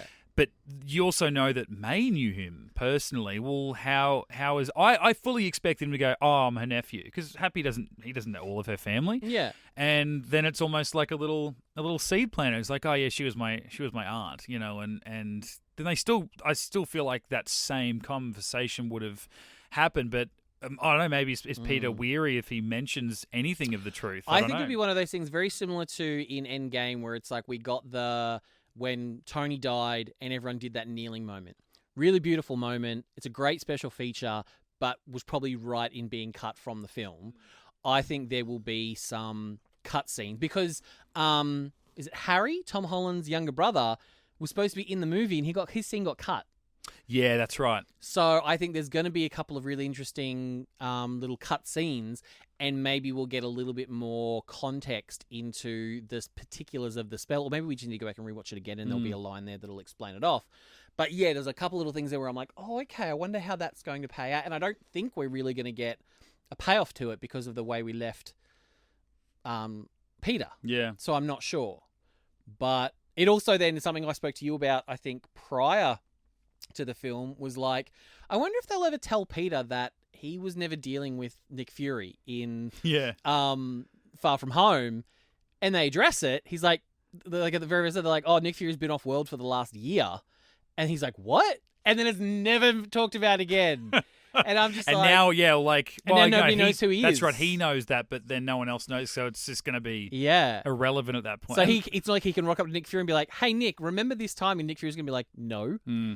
So, yeah, I'm interested to see how it all pans out. Yeah. And I also tweeted in my reaction the other night that it, in a very, trying to be really vague, that the movie gives lovers of this version of Spider-Man more of what they want, which it does. This version of Spider-Man, whether you like him because of his connection to the Avengers or you just like Tom Holland or updated, whatever you like about him and the way that it rolls that he's younger, and it gives you more of that, but it also gives haters of this version that do go, oh, he's too attached, and the one thing, well, he knows Iron Man, like, he's never going to be poor. Like, Tony Stark's not a charity, but, like, he's not going to let Aunt May and Peter, like, struggle to pay the bills or anything like that, and the idea of, like, okay, sure, people are always going to be under threat that know him, but the people that know him, no one else knows that they do, right? So, like, okay, it was very quick, not too long ago that MJ found out or realized it, but she hadn't told anyone. And other than that, there was only really, like, 3 people that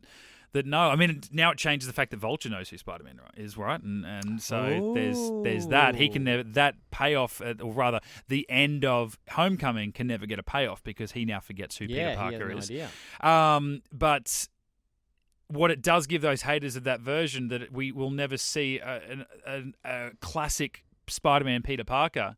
We get that at the end, and we kind of needed the version of Spider-Man that you hated to go through his ordeal to get to the end where he does make that sacrifice, and identity does really mean something in the MCU, either for once or more than ever, even if it's just to do with one character, and that he is now by himself in a crappy apartment. We focus on the sewing machine where he looks like he's just got 2 costumes now. And, I mean, even before that, I love that May... I didn't think he was 2. I thought it was just offcuts that were left in the sewing machine, is what it looked like to me. Maybe that's exactly right. I love the idea that he had a stained costume that he needed to turn inside out, which has given them a whole new range of toys, the black and gold version, right? Gold. But then he did that because he couldn't wash his thing properly. Yeah. Like, I've done that. I still struggle, like, with a stain, and I'll call my mum. My mum will, like, get the stain. He had to take it to May, and May had to clean his outfit. Yeah. But other than that, it would just be nanotech, and it would be fine. That he has to make everything. He's going to be poor. He's going to be looking for odd jobs. Now, he's probably not going to go and be a photographer for an online news site or anything like that and work for the Daily Bugle, but you never know. Like, Betty Brant was a school reporter on a TV, but now she was working outside with a mic, going on location a little bit sort of thing. And so I kind of see her still going on to work for a news outlet. I think it'll be many, many years before we see the next trilogy. I think it'll be a while before we catch up with Peter again. Yeah, Tom Holland did say that. He goes, I think you need to let him breathe. And I didn't know what that meant. And I kind of feel that they need to do that too. And the good thing about no one remembering who he is that we're not going to wonder why Falcon hasn't called him up for help because they're both in New York. No one knows who he is. There's this annoying guy that is, he probably is a menace. The right-wing bloody journo on TV keeps telling us that he's a pain in the ass and all that sort of stuff. So I guess that he is. Otherwise, we would know who he is, right? So I hope that means that when we do catch up with him, we might get to finally see like a Felicia Hardy,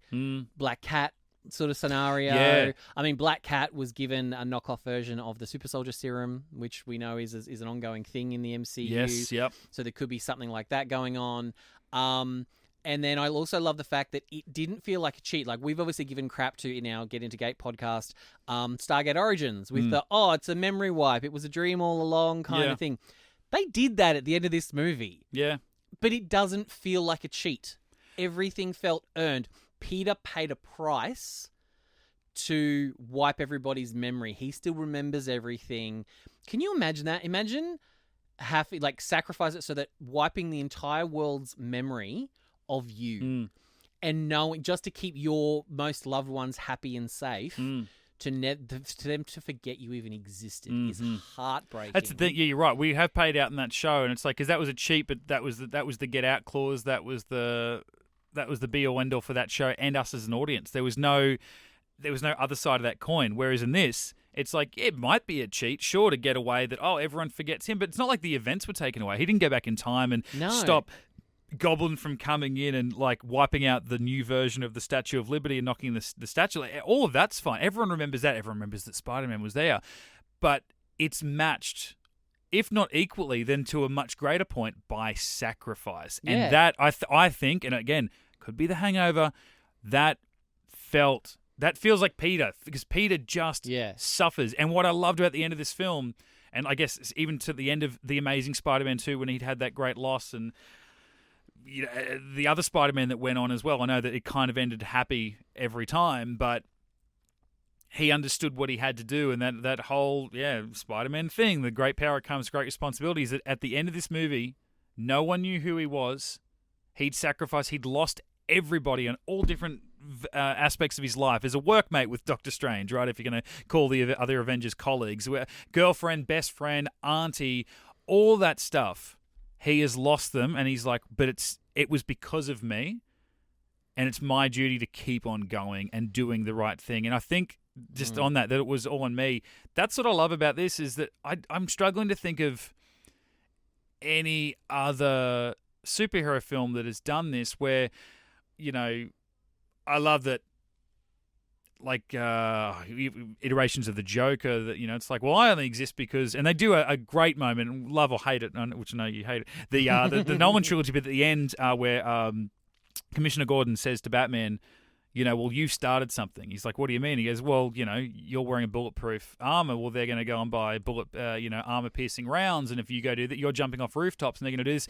And now you're wearing a mask, and you're jumping off rooftops, and you're doing these great big things. You being you, this extravagant vigilante good guy, are going to create more creative bad guys. Which is something that Vision touched on. It's yes. Like power begets power. Like, our actions have beget, larger threats. Yeah, and so there's always that's been hinted at, and that even if like in Spider-Man 1, it's like, well, how convenient that the day that Peter was bitten by a spider was the same day that Norman Osborn, had the serum or whatever, like they matched it up within a couple of days, and that they're on way too many occasions, the good guy is the exact opposite of the bad guy. They had the same power set, they had the same suit half the time, all that sort of shit.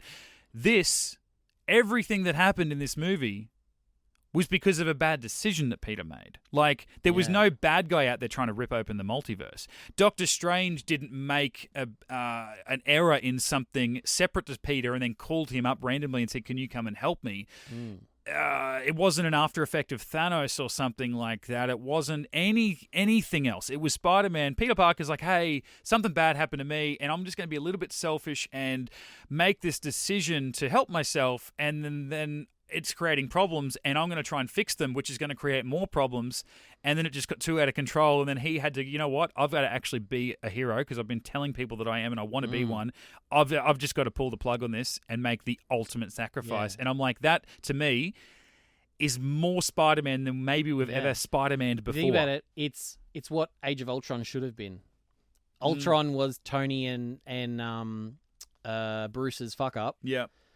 They didn't actually make any sacrifices in the end. Quicksilver made a sacrifice. Other shit happened, but they all walked away unscathed. Yeah. Peter fucked up. Yeah. Lost May. Yeah. He couldn't change that, but then made the sacrifice to lose everything else. And still after that, when he needed people more than ever. And then after all that, that would be enough. If that was me, that'd be enough to hang up the suit forever. But no, he put the suit back on. He went back out there because I'm going to tear up. With great power comes great responsibility. Yeah. The fact that those are like May's last words to him as well. Yeah. Oh was man, really- it's worked. God damn it, it worked. How did it work? That's why I feel like we get to the end and it's like, oh, finally we got the Spider-Man that we've always kind of had in other iterations, but it just took us 6 films to get here, 3 of his own, and 3 super team-up films. Like, I mean, how lucky are we? I'm such an entitled fan that, I read an article the other week, Tom Holland saying, and I don't know what he is now, 24, 25, I don't know what he is. He goes, if I'm still playing Spider-Man at 30, I've done something wrong as an actor, I imagine. I remember at the end of that sentence, yeah. I'm like, screw you, dude. I interviewed him for Homecoming. And he's like, I will play this role until I can't walk or until Sony don't want me anymore. And I'm like, thank you. Please do that because it's Peter Parker. I want Peter Parker in the MCU forever, blah, blah, blah. Like, do that. And I'm like, I get it. He's like, we do our own work. And if you don't like your work, you try and find a job that you do like. And playing Spider-Man is work for him. And even if he doesn't want to do the physical stuff and it's a CGI creation or it's a stunt guy, he's still going to get sick of being that character potentially and going through the same thing and the formula of it in each and every film. I get that, but I get uptight and entitled as a fan, and I'm like, no, give me more of that. I want the same thing every 2 or 3 years. Give me another Spider-Man film, and I still don't know that wasn't part of like his own marketing. It was like, I don't know whether I'm going to come back again, because then a week later it's like, we're making a new trilogy with Tom Holland and it's tied to the MCU. So, plus he'll have, his contract's probably for another 7 movies where he'll have little bits in Avengers movies or whatever, So But I'll be okay for him to hang up the tights once he's handed off to a MCU live action Miles Morales. Yeah. And this is, I'm not going to waver on this one. I need a live-action Cindy Moon Silk.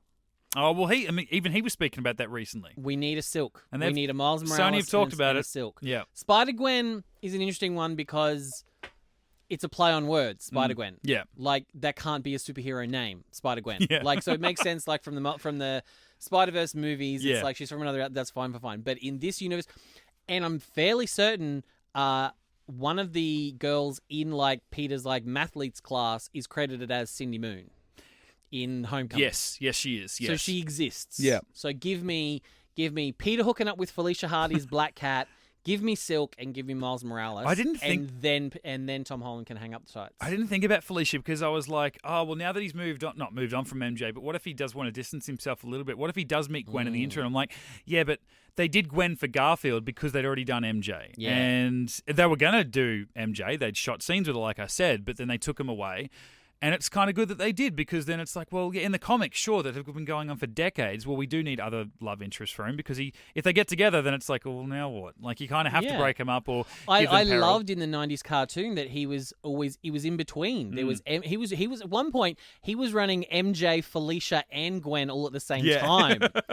Which was pretty amazing. I mean, he did marry MJ in like the final season or something like that, and she knew his secret and stuff like that. But it's like by that point you're already set up.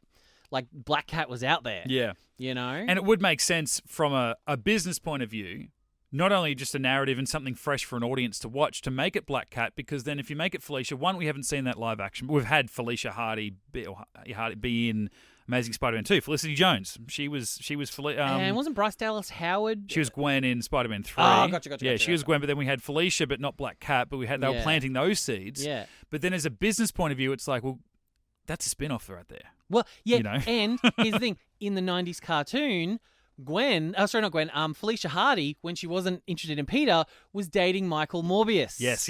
So it's like, with that coming up, yeah, it could be a great little spin-off. I remember... For all we know, Felicia's already in the universe. Totally. She's already in Morbius. We've seen her on a trailer. We just don't know her name. Yeah. And given that I did read a little while ago, there were talks of doing a Black Cat Silver Sable movie, which I would totally be down for. Well, yeah, they were going to do. Well, there's another one. They were going to do Silk and Black, and it was going to. Oh, Silk that's and right. Black Cat. Yeah. That was a title. They were doing that. And then, wow. I guess all this has changed stuff, but like it'll still be there. It's Sony. These are all characters that belong to them, so it makes they're not stopping this train anytime soon. So, I mean, I'm wary that we do have to get out of here soon, but also you get to the mid-credit scene, and we were teased at the end of Venom 2. All of a sudden, he's in the MCU, seemingly. He's watching a TV, Spider-Man's there, and he's like, oh, I want that, I want to eat that, or whatever. And then we get to the mid-credit scene, And as we find out, for like 5 days or whatever, he's been sitting there taking notes, finding out about all these other superheroes, and then he disappears again and gets sent back to his other world. And Which it's I like, totally forgot that he would have to get sent back. Everyone got sent back. And here I was at the start of that scene going, hang on, how did he escape it? Why is he still here? What, Doctor Strange not aware that he was in the... Hang on, and then he gets sent back and I'm like, oh, okay, that makes sense. And that was obviously, that scene took place like a couple of weeks ago. Okay, cool. Hang on, there's goo left. Well, hang on, how's the goo? Oh, well, that's a plot. Come on. Yeah, that was the first thing. Even like one of the 8-year-old kids at the screening was just like, why did the goo get left behind? Yeah, so And it's you're like it was all interesting in Venom 2 when they brought him over. And I'm like, they're bringing him in now. Oh, my God, this is cool. Even though it's a different Venom than I would have liked to have met Spider-Man, but whatever. But now... they've kept some of the goo and sent... So what, does Tom Hardy go back and make Venom 3 and then never address the fact that he was sent to another universe? Really? Maybe. Well, and are we now going to have 2 different Venoms? Because if that goo's there and moves and it's going to track down Spider-Man, do we have that in Spider-Man 5 or Spider-Man 4 or something and cool? It's like, does that Venom have any memories of Tom Hardy's Venom? I mean, they kind of did set up in Venom 2 that it's like, well, a little bit of venom in someone else equals carnage. Yeah. So it's obviously just leaves it there. They may end up doing nothing with it. Yeah. But yeah, I think that's the hardest part about the Tom Hardy Venom movies is it's like I want to see Venom with the white tarantula on his chest. Oh, God, I want that so bad. Yeah, I know. I would love to see Tom Holland get seduced by the Venom. Yes, symbiote. and maybe he will. He's got nothing. That will be his version of the dark side. Like, again, this is stuff we have covered in Spider-Man 3. Yeah, we're going to do it better. But what I love so much about this film, when you have all 3 of these Spider-Men talking, is that, hey, we'll get the same characters. Doesn't mean we have to have the same adaptation. They're all different iterations, right? They all cover different ground. And does Eddie Brock, does he exist in this universe? Yeah. And does he happen to be someone who looks a lot like Tom Hardy? Yeah. Or are they going to jump? And I know you've been fearing not this character, but how different he is since Homecoming. Do they jump straight to Agent Venom and just have it go to Flash? Not with that. I cannot stand that Flash. I like the actor, but I don't know the actor, but I just can't stand that character.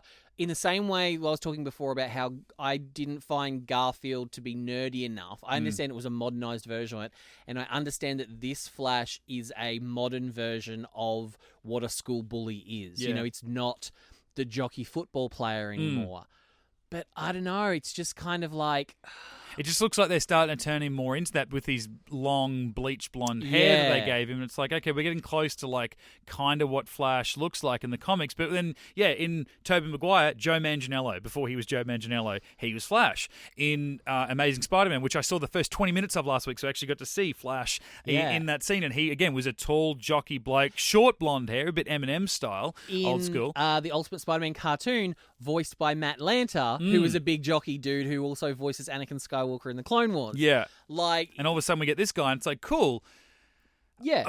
Perfect for a 2021 bully. Like that's totally the cyber bully 2021 kind of version of that. But I'm still a little bit... And, in the same way, I had a lot of issues dealing with, Zendaya being MJ, because to me, MJ will always be a redhead. There's certain things that you do have to let go of at a certain point, because as much as they are iconic, they don't ruin it for... It's just a different interpretation of it. So... If that kid does end up becoming Agent Venom, I'm interested to see that, but it would be a shame that would be the first live action, because I don't personally click with that kind of vibe. Yeah, and that's what I'm an Entitled fan. I keep wanting more definitive versions of these characters in these movies. Like Tom Holland, while there's a lot of differences, and hey, Aunt May died instead of Uncle Ben, what? But at the same time, now he's back to being a poor guy that lives by himself and struggling to pay bills, and everyone hates him, which is fantastic because he's Spider-Man. You're going to... Okay, it's not the first time that these two have seen each other, but Topher Grace wasn't the classic jock, bully, Eddie guy Brock. that we were used to. Yeah. So I want... Okay, well, give me Tom Hardy's Venom and Eddie Brock. Sure, give me that. Give me Tom Holland's Peter Parker. Put them together. Well, now it looks like we're not going to get that, but... why not? We're this close now to making this happen. How do we? Oh, just give it to us. So anyway, I feel like with Venom 2, with that post-credit scene, we could talk about that for an entire other podcast. Oh, but completely. we will get out of here. There's much more to discuss. We might even have follow-up podcasts. We've got Dane, who's ready to see the film, and we'll be coming back. There's much more to be talking about. We've got Hawkeye. We'll be wrapping up Hawkeye, so there's more MCU stuff to talk about over the next couple of weeks. Hopefully you've enjoyed it. Hopefully you enjoyed the movie, and I know that anyone who's actually listening to us talk about it will be going back to watch this over and over and over again. I will be. So get back there. Otherwise, stay tuned to Get Into Geek. Follow Matty. Where are you at in the socials if you want to talk to you personally about all things Spider-Man. Slide into my DMs at Mitch Matty. And I'm at Mitch_Lewis on the tweets. Come talk to me about some Spider-Man. Otherwise, stay tuned. Get Into Geek. Subscribe, like, all that sort of stuff. Find us on your platforms. And come back. I want to be talking about Hawkeye when it wraps up in a week's time. If you can believe that this is just a wonderful time to be a Marvel I'll fan. be watching Witcher up until then. Oh my God, stop it. This is a big, big week. We got Matrix on Monday night. What a time to be alive! I'm dying. Get Into Geek.